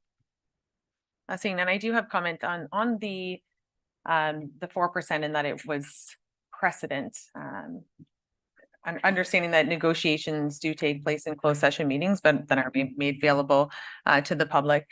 Clerk Ainsworth, are you able to speak to the 4% or the precedent, or why that 4%? What framework we used from the previous 2022 decision of council? Clerk Ainsworth. Thank you. Through the mayor to council, I can comment on the timelines and the high level process that was taken. However, I would have to defer to CAO Schmidt or Director Spagnell for further details relating to that. So I am assuming that you are speaking relating to, I believe it was in 2020. There was a closed session of council to discuss a planning file, as well as a community contribution in December of 2020. An open session report was brought forward to council in February of 2021 regarding the community contribution. In open session, council approved that. A further subsequent closed session meeting was held in April of 2021 regarding the my apologies, Director Spagnell, development agreement or subdivision agreement, and then a further open session report for final approval of that agreement happened later on within April of 2021. Any further details as far as the process would need to be directed to CAO Schmidt or Director Spagnell. Thank you. And maybe just on that, before I do turn to Director Spagnell, aside from the one that Clerk Ainsworth is speaking of, typically an agreement, or I call it an agreement, this is common practice within the municipality. There are numerous times I can remember where staff are approached by, where be it a developer, a property owner, a business trying to move forward. Are there other instances whereby you could speak to that this would be common practice?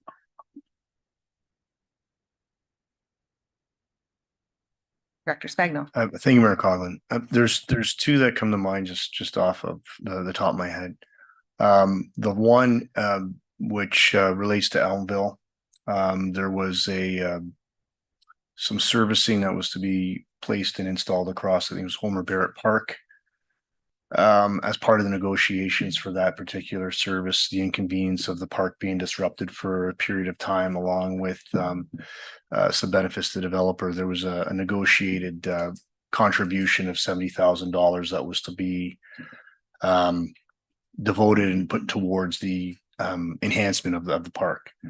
So that was one aspect through the subdivision process where there was a negotiation that occurred where there was a dollar amount that was provided to the township to again enhance the park. Another one that comes to mind is with respect to Stone Manor Woods, the development in Center Vespra.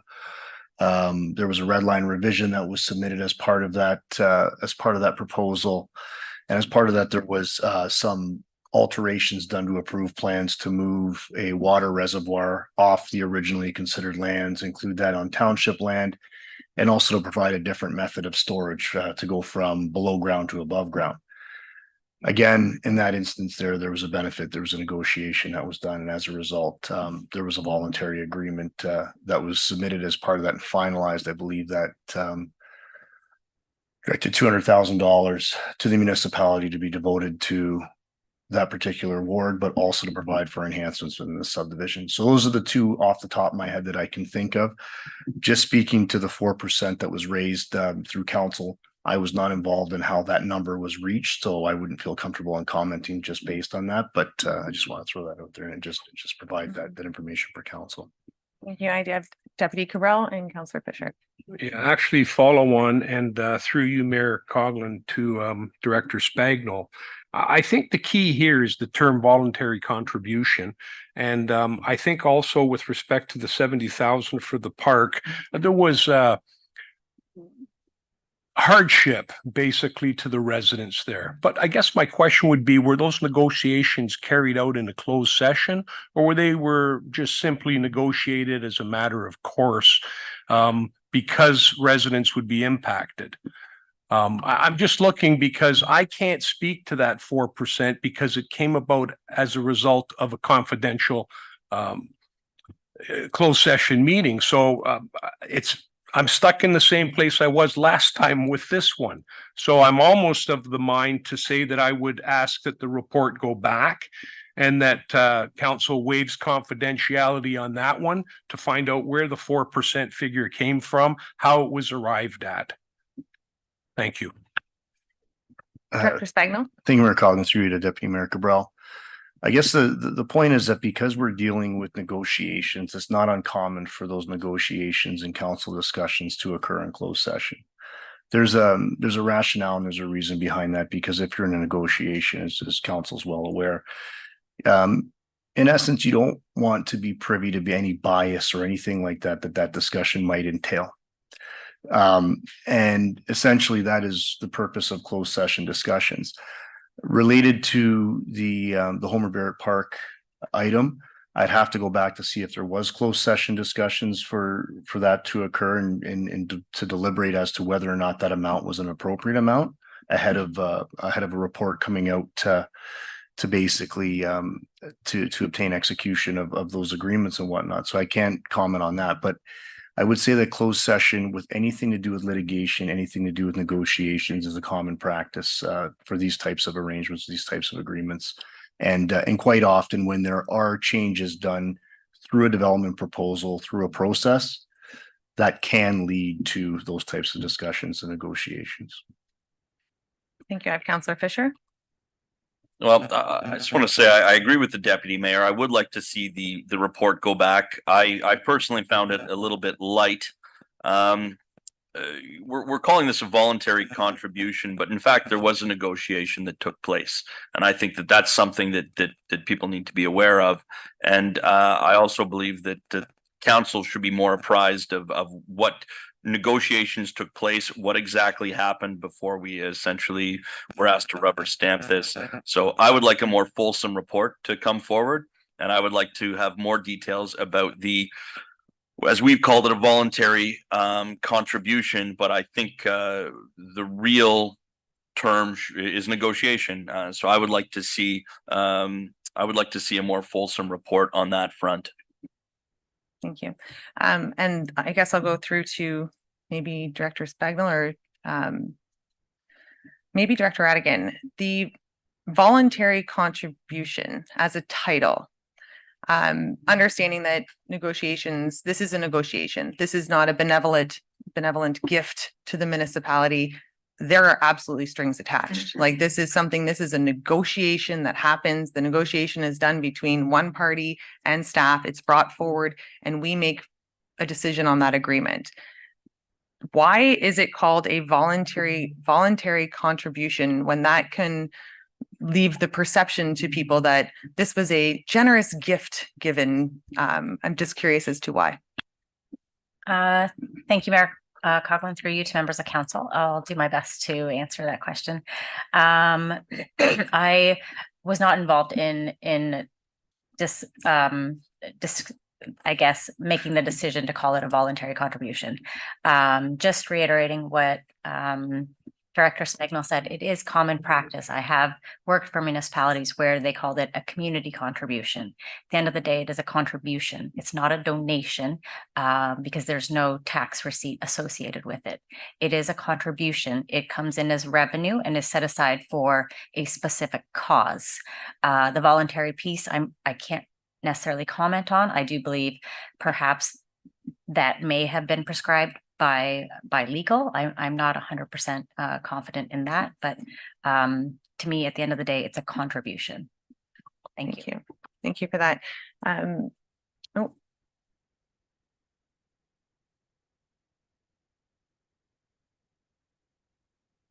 Before I do to that, this evening I've heard about waiving confidentiality from a closed session meeting. Waiving confidentiality of the conversation that holds members of council. I'm going to say we're mute. We can't talk to anybody about it. We can't talk to the public about it. We can't talk to media about it. Waiving confidentiality of a closed session meeting would that then forego members of council's responsibility to uphold their, what I call oath of office, and therefore allow members of council to have potentially spoken with people about it? My concern with waiving confidentiality is that there are other alternate avenues whereby we can produce a report to members of the public that says, this is X, Y, and Z that happened in closed. We can agree to it as a council and it can be made publicly available. Waiving confidentiality from what are the ramifications of that? It's just not something I've been part and partial to before. Not to put you on the spot, Clerk Ainsworth. Thank you through the mayor to council. It is a bit more complex than providing a simple answer. There's many nuances, many potential risks. If council waives their confidentiality, it really depends. It's a case by case basis what the situation is. Closed meeting allowances are that allowances. Council does not, it's not mandatory that council go into closed session for the items that are outlined within the Municipal Act. So you'll see whenever we go into closed session, it lists the allowance, the exception that we are provided as a municipality to be able to go into closed session. They're not mandatory. So it is council's purview whether something is discussed in closed session or not. However, there are outside elements that can affect that. One easy example is labor relations or employee negotiations. If there is a sensitive personnel matter, it's obviously not appropriate that that take place in open session. There are other ramifications for that. However, the Municipal Act doesn't state that it's mandatory that you discuss that in closed session. It's other pieces of legislation that affect that. So again, that's situational based, whether the Municipal Act mandates you, but there are outside pieces of legislation, precedent, legalities around it. When council waives their confidentiality, there are things that you might not be able to waive. There is legal advice that comes from a legal professional, whereas it's also their purview to be able to state whether the information they provide you as legal advice can be put out to the public. So waiving confidentiality in this circumstance, for example, there are parts of the closed session that, yes, could be provided. Council could waive that confidentiality. It was included within the report. And as advised to council previously, the legal advice that was provided in that closed session is what the municipality still has to keep confidential and protect, as it was the advice of a outside legal professional versus the information of the township. So every situation is going to have a different circumstance, and it really, it can't have a blanket statement attached to it. Thank you for that. Councillor Alexander and then Deputy. So just for clarification, because I thought that's what we did last time, and I just pulled up the minutes, the amendment to the original motion was that an information report come forward at the next regular meeting to include all negotiations regarding this matter, ensuring full transparency of the matter, understanding that council waives its confidentiality. So did we not already do that? Clerk Ainsworth. Thank you for that specific item. Yes, council has already provided that direction, and this report on this evening's meeting is the result of that direction from October 18th. Deputy Cabral. Thank you, Mayor Coughlin. It was a unique situation. The way things ended up on the agenda and the way they were placed there, and there was nothing really, I'm going to be honest, there was nothing to connect them. It was like they were totally removed from one another. And that's what I had difficulty with, and I was unable to express my concerns at that time because of the confidentiality of the session. Putting that amendment in there was to bring back a report that would be basically completely transparent on how we came to that. And I find this report is lacking in some of the areas that I've already mentioned. The other thing I need to point out is, while it's true you have confidentiality as a result of a closed session, but there can also be conflict. And that's, I think, where that line is between the two. There are things that we do in a closed session which are totally appropriate, as Clerk Ainsworth has pointed out. And then sometimes things may happen in a closed session that give rise to questions later on down the road when something in that closed session becomes somewhat questionable, or a council member struggles with it the way it ended up being presented on the agenda. So that's the problem. It's that conflict aspect. And that's why I had to make that motion, because I couldn't support it in good conscience going forward at the last meeting. And I had conversation with a couple of councillors immediately prior to that to let them know this is what I'm struggling with.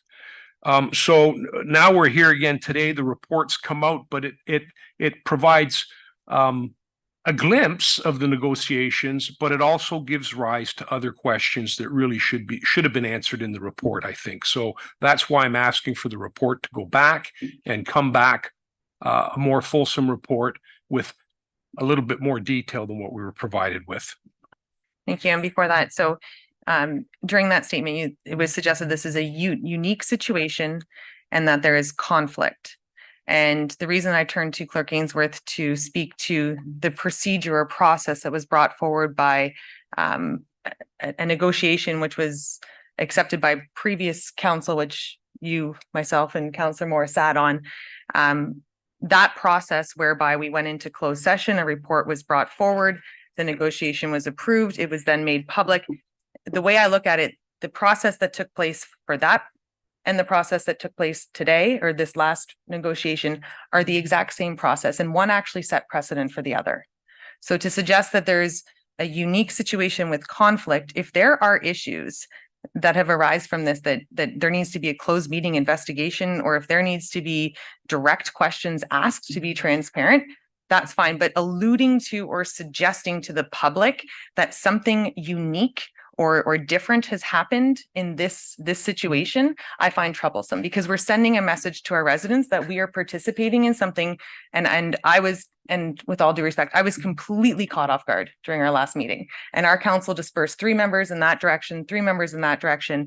And we were all just kind of what's happening right now.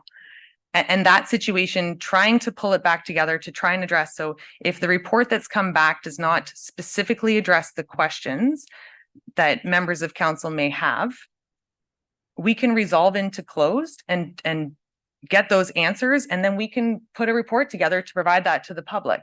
But to elusively suggest that this is unique, we have named numerous times throughout the municipality in ways that situations like this occur. I do see your hand. I will be coming to you. The unique situation, it provides a uncertainty. It provides I'm not comfortable. I want to get to the bottom of it. If members of council are not comfortable with the way something has happened, we absolutely need to address it. But to say that we need to go back and request a more fulsome report in order to get that fulsome report, I would suggest that we need concise questions that produce direct answers. Otherwise, we're going to just keep going around in circles. So if there's specific questions about how the negotiation took place, at what point the developer came to staff, at what point this happened, if we're looking for a timeline, let's get the timeline, whatever it is. But going back and forth during meetings and alluding to something that could have or might have happened, I'm just not comfortable with allowing that temperature, that understanding, or I guess it could be optics in the community. So I did have Councillor Alexander and Deputy Cabral. So my only comment here would be that we asked for a fully transparent report, and there are certain people, myself included, that don't feel that the report provided was fully transparent. So I'm fine just putting that back to staff and saying, take a step back and go through step by step and provide that. I can't ask specific questions because I don't know how we got to where we were. So I'm just looking for them to be fully transparent in the steps that they took to get to that point. Before I go to Deputy Cabral and I'll go to CAO Schmidt, who's come online here. CAO Schmidt, I think that members of council and myself included are curious, what questions can we ask in public that might allude to things that happened in closed, or how can we best direct a fulsome report? CAO Schmidt. Thank you, Mayor Coughlin, through you to members of council. You can hear me fine? We can, thank you. Thank you. So just to provide maybe a little bit more context to the current report. So to be very transparent and clear, this was a request of the developer. This was not a request of the township. The developer came forward to the township seeking to step outside the normal course of process, if you will, with regards to our subdivision agreement process. No different than others that have done it in other areas within the municipality. They submitted the request to the council, to myself, actually on October 10th.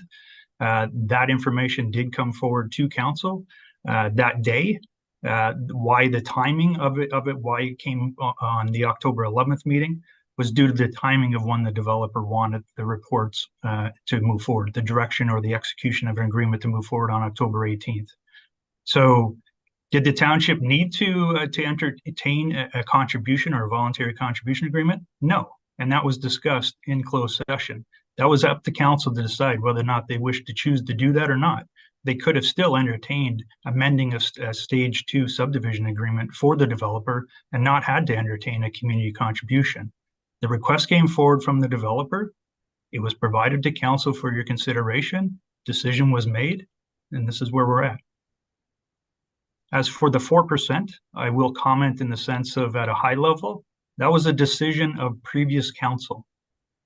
That was discussed in closed session, and I believe it was proposed by a member of council at the time, and that's how the 4% was arrived at. Thank you. Deputy Cabral, Fisher, and Moore. Thank you, Mayor Coughlin, and thank you, CAO Schmidt. Just going to step back. When I used the term unique, your interpretation was not what I was saying. The unique situation was not being able to speak at a council meeting as a result of having a closed session prior to, so that I was placed in the position where I couldn't articulate publicly why I did not support it. Had nothing to do with prior to or prior to that. The question I had here with respect to the report is not necessarily where the 4% came from, because I actually know where the 4% came from. The problem is that I can't allude to the fact that it's not necessarily the same, although in the report it says that it was similar. And I struggle with that. So that's why I would like the report to go back so that it can be more fulsome. It's as simple as that. Councillor Fisher. Through you to CAO Schmidt, just based upon what you just said, Mr. Schmidt, the developer made the request entirely on their own, and it came on October 10th. It was then given to us the same day.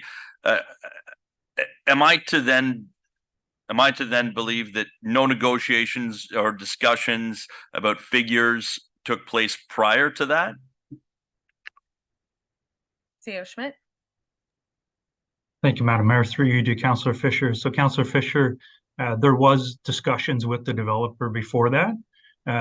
And again, scoping in the report, it does speak to the scoping of the request. So discussions had happened in September.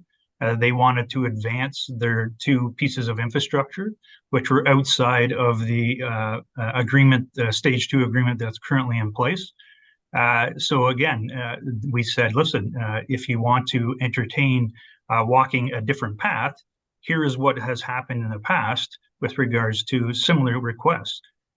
You can entertain that, or you can come to council with your stage 2 amended agreement and see whether or not council is going to approve that or not. So the number, the number was discussed with them as to how we could come to a figure that was explainable, if you will, to members of council, as opposed to somewhat of a pie in the sky kind of number. The report does indicate how that number was arrived at. It is based on the construction values of those two pieces of infrastructure, similar to what happened in previous discussions through other agreements that we've had in this area based on construction values. And again, you apply the 4%, that's what equates to the number. That was the discussion with the developer to indicate to them this is what had been done previously.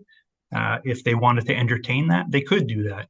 There was no obligation on their behalf to provide any contribution to the township. That was their decision. Councillor Fisher and then Councillor Moore. Just for my clarification, Mr. Schmidt, so this was back in September, figures were discussed. Would you classify that as the beginnings of a negotiation? CEO Schmidt. Thank you, Madam Chair, through you to Councillor Fisher. That was the beginning of the discussions and trying to get to a point where we could bring something to council for your consideration, as opposed to, I think I mentioned in the report that we needed to scope the conversation because there was a lot of other factors that they were trying to include in the discussion that we didn't feel was necessarily and or was applicable to the current situation. Councillor Moore. Thank you. Just a quick note on language. We started the conversation a couple of meetings ago calling this a donation, and I think that was really incorrect at the beginning because it sent a lot of misleading messages. So I'm glad to see that it's now called a contribution, which I think is proper language, but I'm wondering if that kind of muddied the water initially. Thank you. And I guess I don't really know who this would go to. Is there a legal reason why we call it voluntary contribution? Can the municipality come up with a different name so that there is not a misleading connotation in the community on a go-forward basis? Like it's part and parcel with negotiations.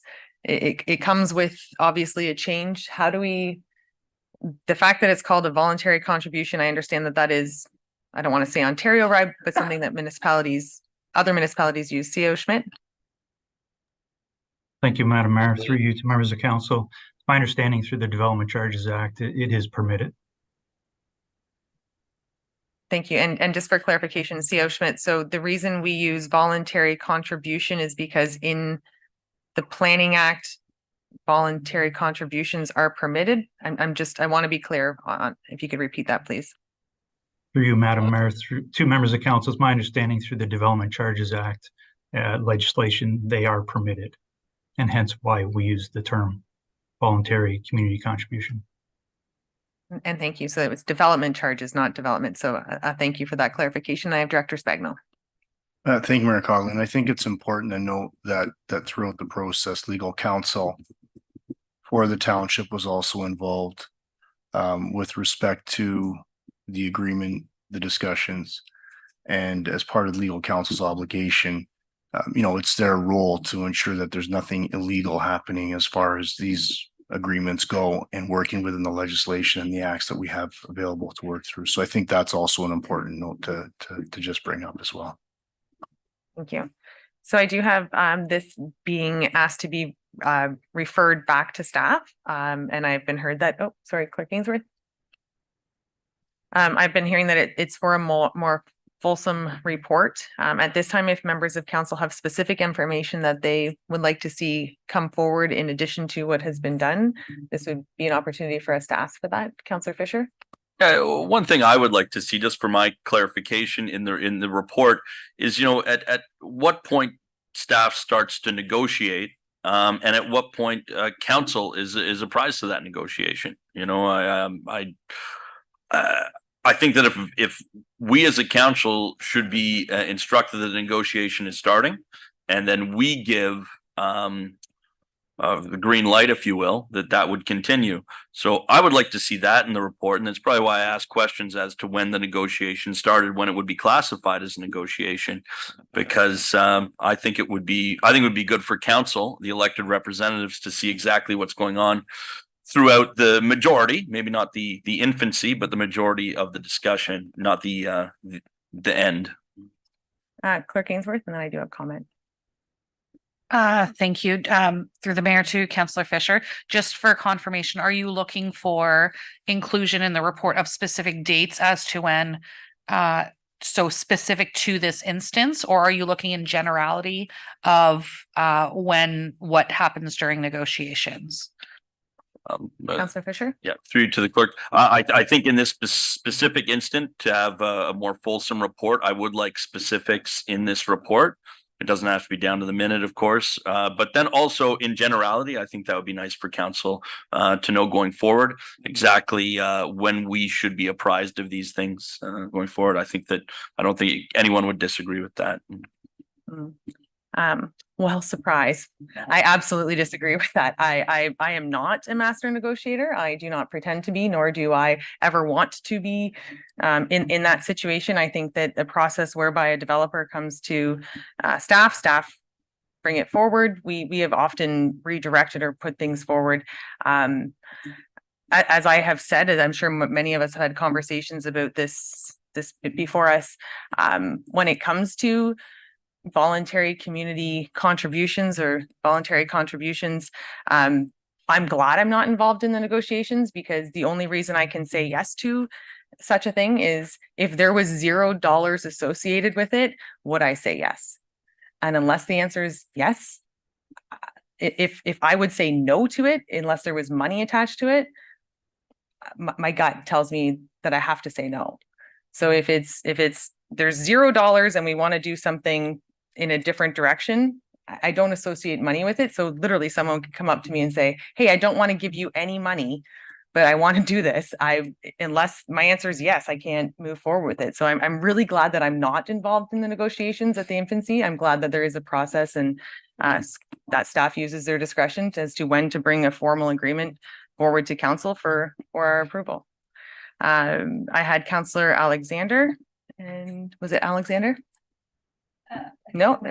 Yep. You want to go ahead? Go right ahead. Deputy Cabral.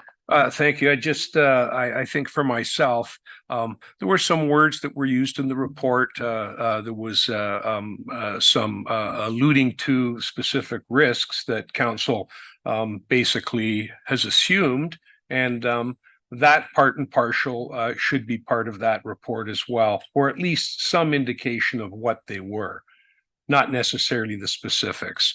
And that's why I say there's questions when someone reads that report that they're going to have just because of the terminology that's used in it. So that's one of the reasons why I'm suggesting or asking that it go back. And I would ask that we shortly basically call a vote to move this forward. Thank you. And if you would like to just simply call the vote, that's fine. I was just trying to make sure that the communication from this table was included in the fulsome report to come back. Clerk Ainsworth does have some notes here for the referral. Thank you. Through the mayor to council, what I have noted down within the referral motion is that the motion now before council be referred to staff to request further information to be included within the report, specific dates where discussions took place with the proponents and timelines to which information was provided to council for consideration. In addition, an explanation as to general negotiation practices of the township. And then a second point, information relating to the risks noted within the report. Councillor Moore? Thank you. Could we add please, to have just a brief synopsis and comparisons of other negotiations that have taken place, particularly Midhurst Village, and maybe the ones in Elmvale, so that there is a point of reference or comparison? Thank you.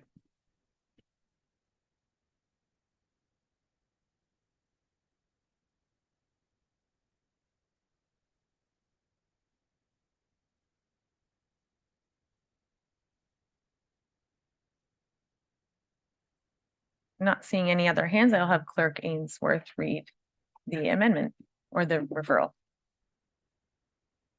The referral would read that the motion now before council be referred to staff to request further information to be included within the report.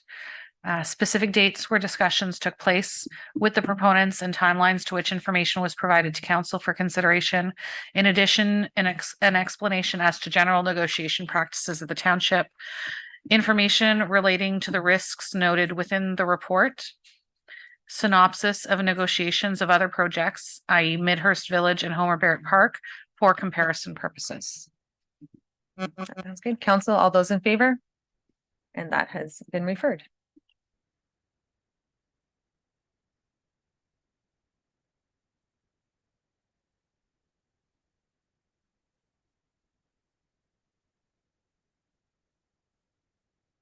At this time, I will turn to Director Spagnell for our update on verbal reports. Or is it CO Schmidt? CO Schmidt. There you are, CO Schmidt. Thanks, Mayor Coughlin. I guess a couple of new updates with respect to the development in Midhurst Valley. So I know there's been some conversations of late with respect to fill and the export of fill, if you will. I know through conversations with other members of council, they've been aware that the contractor has been advised to reroute alter their haul route, so that it's no longer going through the center of Midhurst. So the alternate route has been advised to the contractors. So you should not see any more truck traffic flowing through Finley Mill and Dorn Road transporting fill. I would also mention that with the winter season upon us, I believe, at least where I am, there was some snow today. The developer for the mixed subdivision is responsible for the winter maintenance of that subdivision. So should any members of council receive inquiries from residents in that subdivision, it is the developer's responsibility. That said, please let us know and we will make sure that that the developer is contacted in those situations. The roundabout on Wilson and Seaton and Carson is now open. There are some final, improvements that need to happen there, but for the most part, it is open to traffic both ways, north, south, east, west. On the Midhurst Heights subdivision, which is on the east side of Midhurst, they're moving forward, continue to move forward with their internal servicing. They're about 75% complete on their internal servicing. And I guess the only other update I will provide is there is a commercial development that's happening right now in Elmville at 74 Yonge Street South, just south of the other commercial development that's there. They have completed their foundation and they're in the process of constructing or installing their steel framing. So I will happy to answer any questions from members of council. Councillor Fisher.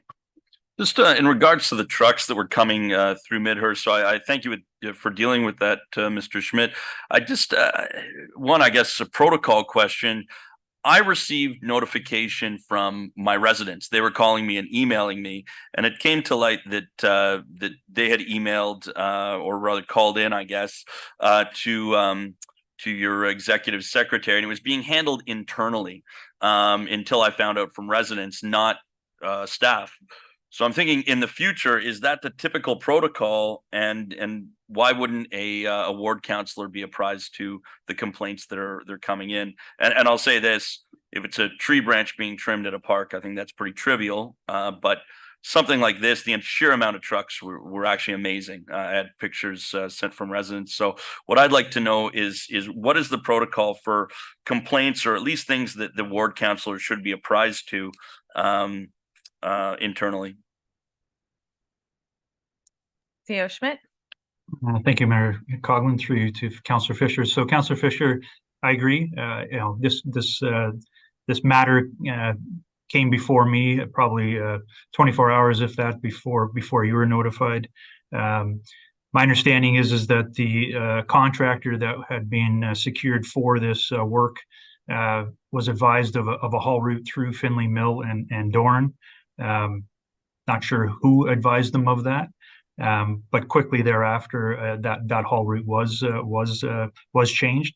I think some members of council may recall in the past, we also had some challenges with this same area whereby fill was being transported. I believe it was along maybe Snow Valley Road at one point where, again, we had received a couple of complaints and advised the contractor or the developer quickly, and they were able to modify and make the appropriate changes. Moving forward, it is something that I've discussed with my staff, and I've asked that during their technical meetings, when this type of information is being communicated, we make sure that it is communicated to the applicable ward councillors and to the mayor and deputy mayor as well. So that is the direction moving forward. Thank you, CEO Schmidt. Councillor Fisher? So just to clarify, Mr. Schmidt, going forward, should I'll call it a complaint or something of concern comes to the municipal office, the councillor will be apprised to that going forward, correct? CEO Schmidt? Through you, Mayor Coughlin, to Councillor Fisher, as it relates to this, Councillor Fisher, yes, we will. Thank you. Councillor Fisher? You said as it relates to this, like the dump trucks, I'm talking about in generality, if there's a major issue, I found out about this through the residents, not from staff that were being reported to. So when you say this, I'm talking about all issues that come in as complaints. Will we be aware of them, or would we find out from our residents? Thank you. And just for clarification, earlier in your statement, you said tree branches you don't want to hear about, but dump trucks we do. So I think that if there is a policy that we would like to be, if there's an email going back to staff, if we can be CC'd on it, if there's direction being provided to residents, I think that. What I'll say, I think. Again, Councillor Fisher, I do appreciate the no while I am speaking. I was trying to reiterate that the communication that was going to CEO Schmidt was that I don't want to hear about tree branches, as that's trivial, but I want to hear this. So CEO Schmidt answered, in my opinion, and I will return to him, saying that when it comes to the dump trucks or traffic or the development, yes, we can get that to you. So is there clarification on that? Councillor Fisher. Yeah. I think I made it very clear that larger issues, I was trying to illustrate that if it's something small like a tree branch, we don't need to hear about it as councillors. However, larger issues like this, I would like to hear about it. I think I was pretty clear. But I'll let Mr. Schmidt speak for himself. CEO Schmidt. Thank you, Mayor Coggins. For you to Councillor Fisher. That's correct, Councillor Fisher. Anytime that there's a significant impact to your ward and to other wards, staff will do our best to ensure that the ward councillor is apprised of the situation. Anything further on CEO Schmidt's update? Moving on to municipal updates. Member of Council, are there municipal updates this evening? County update this evening? Did you want a county update? We'll do municipal update first. Typically, I skipped over it. My apologies. The county update. Thank you, Mayor Coughlin. A couple of things that were interesting at the county there. One was the Sustainable Operations Climate Planning Update. And this is an update that staff did for the county, and they've been working on this for some time. And at the end of the day, what they're doing is they're trying to lower the CO2 emissions and reduce the waste, and also become more efficient.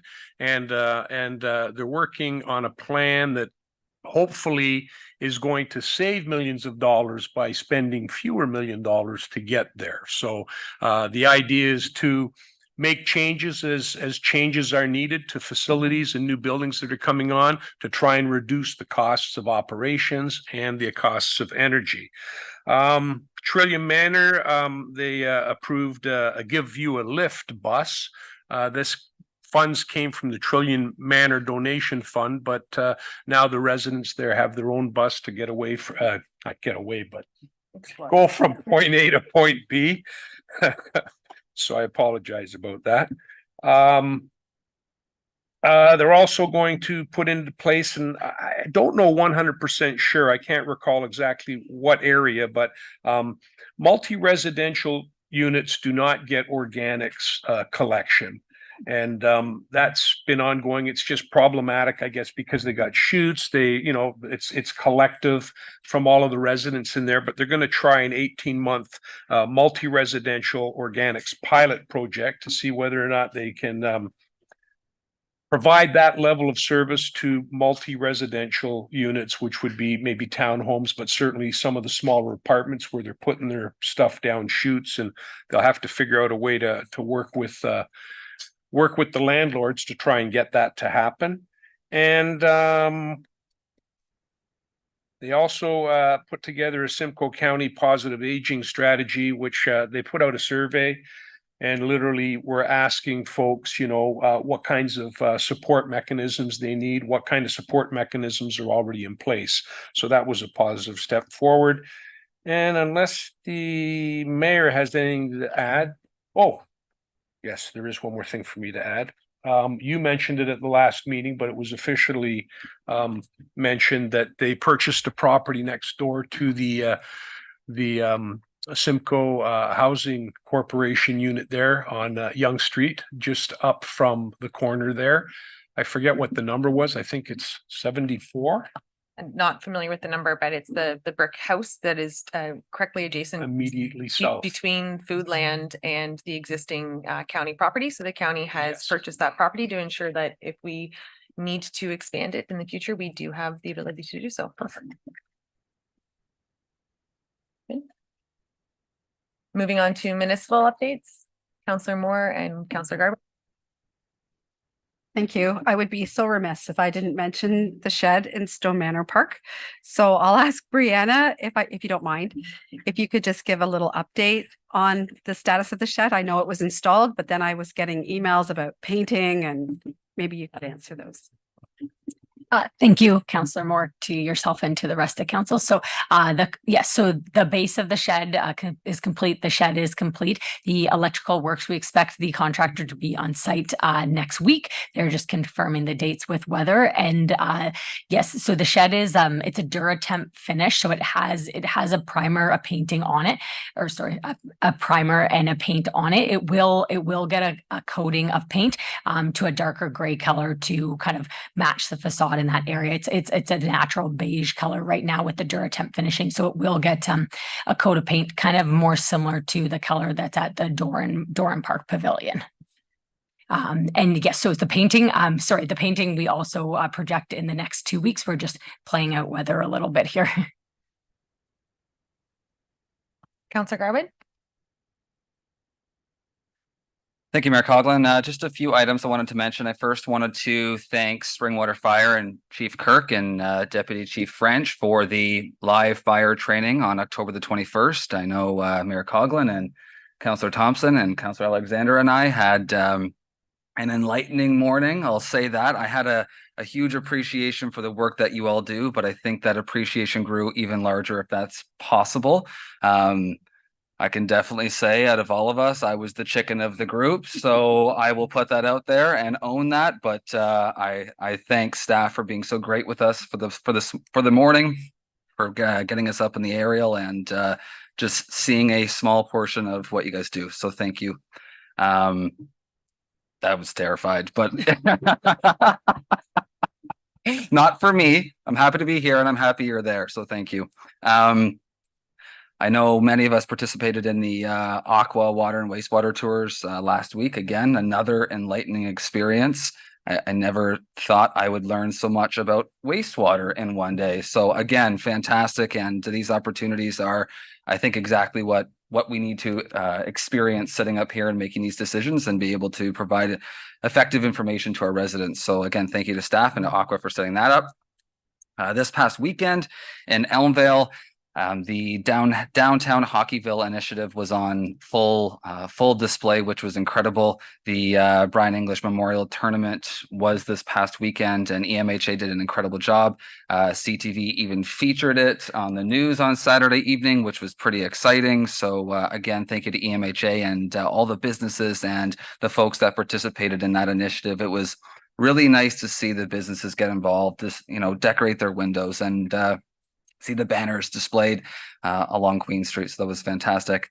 Last few things is, of course, Remembrance Day is coming up on November the 11th. And I do want to invite all residents out to the Cenotaph in Elmvale. I know there's other locations as well throughout the municipality. But I know that's coming up and we won't have a meeting until after Remembrance Day. So I just wanted to make that note. And the last item I wanted to mention was the Elmville CRA is hosting Turkey Bingo on November the 25th at the Community Hall in Elmvale. Some of you might ask, which I've had a lot of, is what is Turkey Bingo? So it is a regular bingo game where you can win a turkey at the end of it. So we've had 12 or so turkeys donated from local businesses and members of the community, which is really neat. And come on out, you can walk in and enjoy and just have a good fun night, open for everybody. Children are welcome. Thank you, Councillor Garwood. Are there any additional community updates? Councillor Thompson?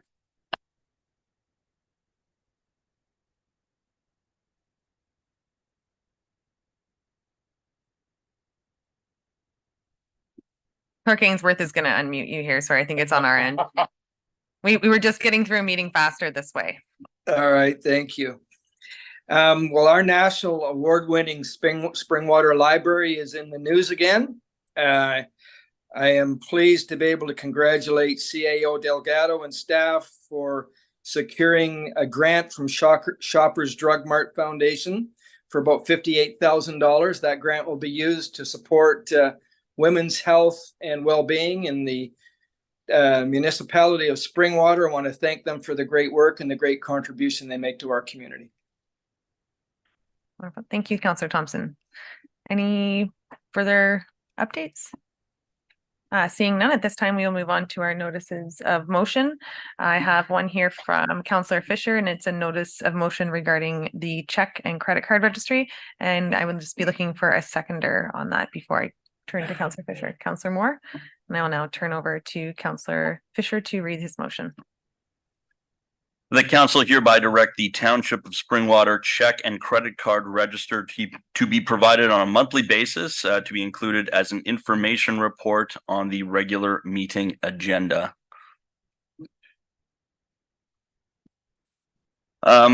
Essentially, guys, I'm just looking for transparency. I'd like to see where the expenditures are, and I think that it's our duty as council to oversee that. I think on a monthly basis, it should be able to be provided,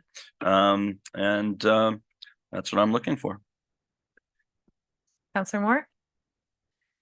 So didn't we used to get this monthly or how, at least we used to get it once in a while? Did we make a decision at some point to remove this from being provided to council? I would have to direct that to CAO Schmidt. CAO Schmidt or Director Radigan, if we can speak to past practices. Yeah.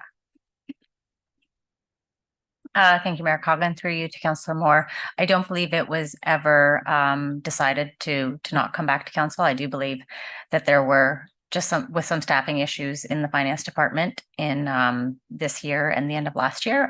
It did fall off of our priority listing, unfortunately, but it is something that we will prioritize and ensure we get it back on the council agenda. Thank you. Deputy Cabral? Thank you, Mayor Coughlin. Just a point. Previously, I do recall, I think formerly Councillor Hanna would occasionally ask for it, and that would generally be when it seemed to go missing and we didn't get it. So I actually have to thank Councillor Fisher for kind of putting it on the agenda, literally. So at least it'll be there on a regular basis. Thank you. Anything further, council? No. All those in favor? And that has carried. Moving on to our second notice to which a motion to which notice has been given, Councillor Fisher, and a seconder for regarding an update on capital projects. Councillor Alexander, and I will turn again to Councillor Fisher. All right, that staff be directed to provide a report outlining the timeframes, start dates, estimated completion, present status, and explanation for any delays, any pertinent financial implications for the following projects: Grenfell Community Center upgrades, Community Hub design, Fire Station 2 construction, Craig Road, and Stone Manor Park storage shed, although I do realize that has just been completed. Thank you. And I'm going to turn to, who do I turn to for comment on Director Radigan? Thank you, Mayor Coughlin, through you to Councillor Fisher. We can definitely provide you with those updates. We do usually come forward with a quarterly report. And I believe the last quarterly report was provided for Q2. So the next one will be coming for Q3, but we can definitely provide an update simply on capital projects for the next meeting. Councillor Fisher? My apologies. I forgot to read the last portion.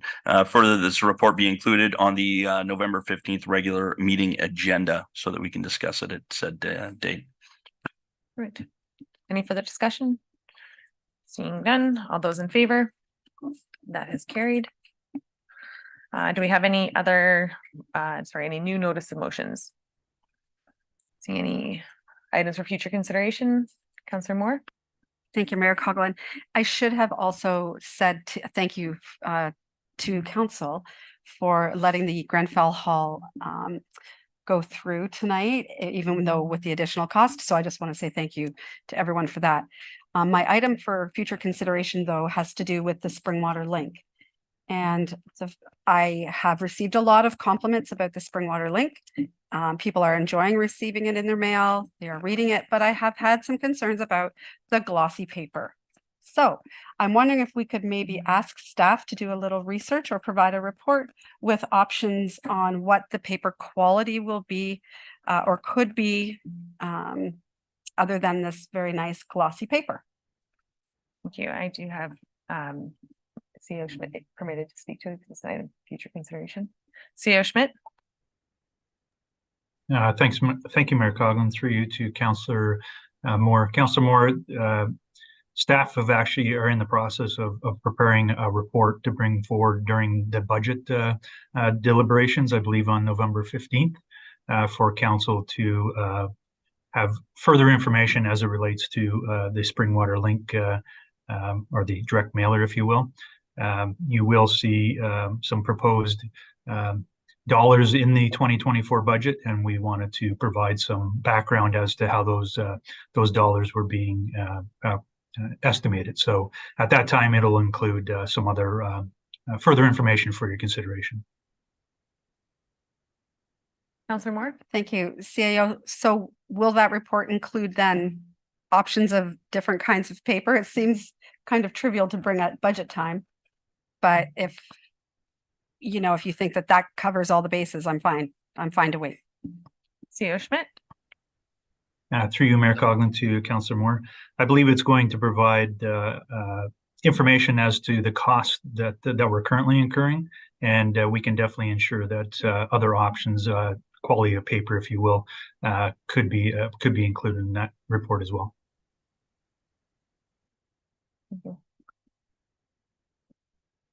Yeah. Oh, I think. Is there any other items for future consideration? Councillor Fisher? I plan to bring forward an item for future consideration, plan to bring forward a motion asking for a report from staff regarding the potential for contracting out our library services. So that's something I'll be bringing forward. And that would be a notice of motion. Thank you. Deputy Cabral?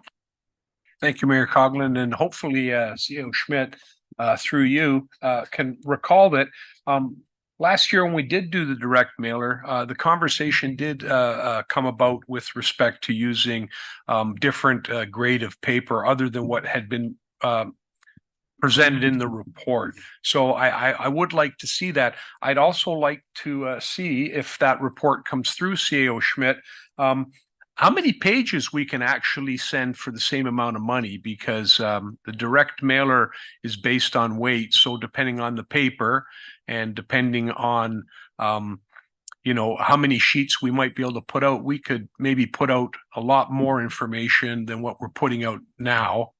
And I would also request that a link to the agenda, if it's possible, be printed on there when it talks about the meetings. This is something that a couple of folks have mentioned to me.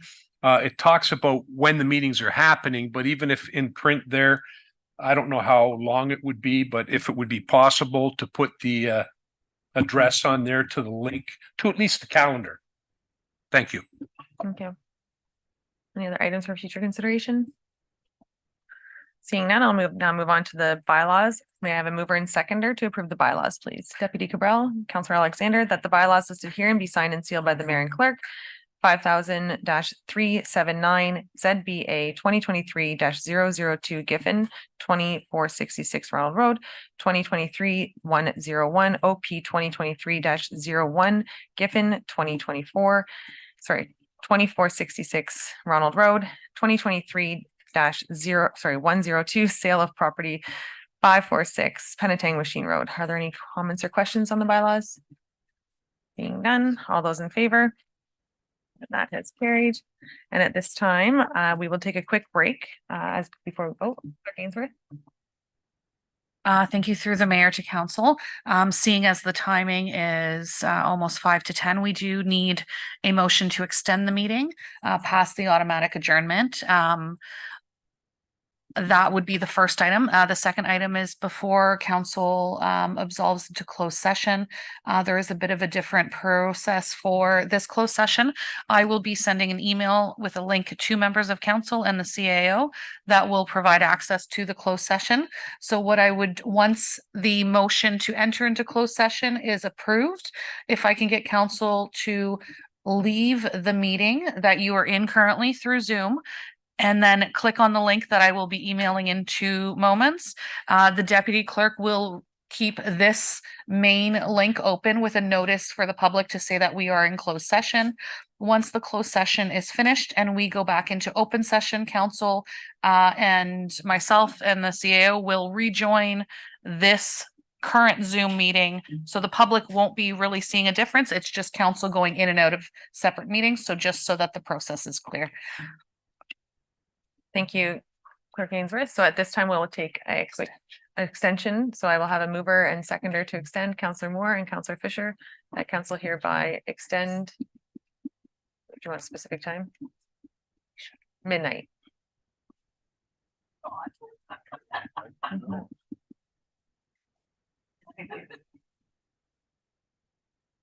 Thank you. All those in favor? And that has carried. Thank you. And now we will move into closed session after this motion has been read. While we wait to move resolve into close, we'll take a quick break of council. May I have a mover and seconder to enter into closed session, please? I have Councillors Alexander and Garwood that in accordance with section 239 of the Municipal Act 2001, the Corporation of the Township of Springwater does hereby resolve into closed session at 9:54 PM for discussion pertaining to a personal matter but an identifiable individual, including municipal and local board employees, labor relations for employee negotiations, and an ongoing investigation respecting the municipality, a local board, or municipally controlled corporation by the ombudsman appointed under the Ombudsman Act. An ombudsman referred to section 0.131 of this act, or the investigator referred to in this subsection. And the topics are discussion regarding the Chief Administration Officer and closed meeting investigation, Ontario Ombudsman. All those in favor? And that has carried, and we will now resolve into close, but take a quick break. Thank you.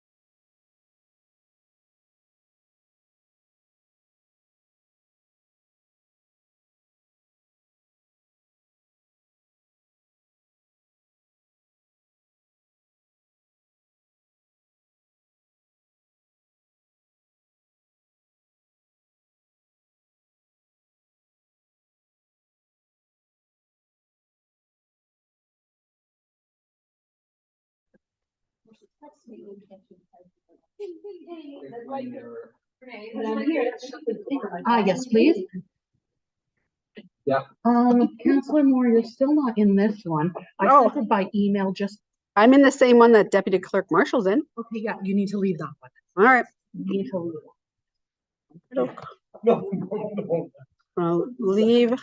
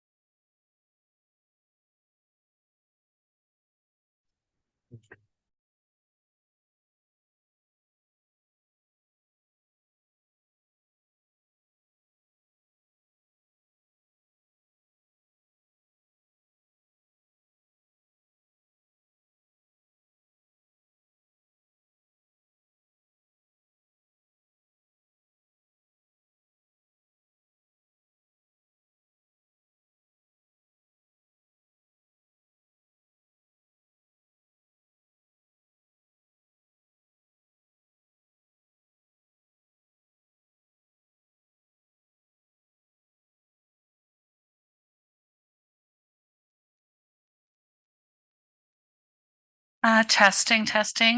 Deputy Clerk, can you hear me? Yes, I can. Thank you.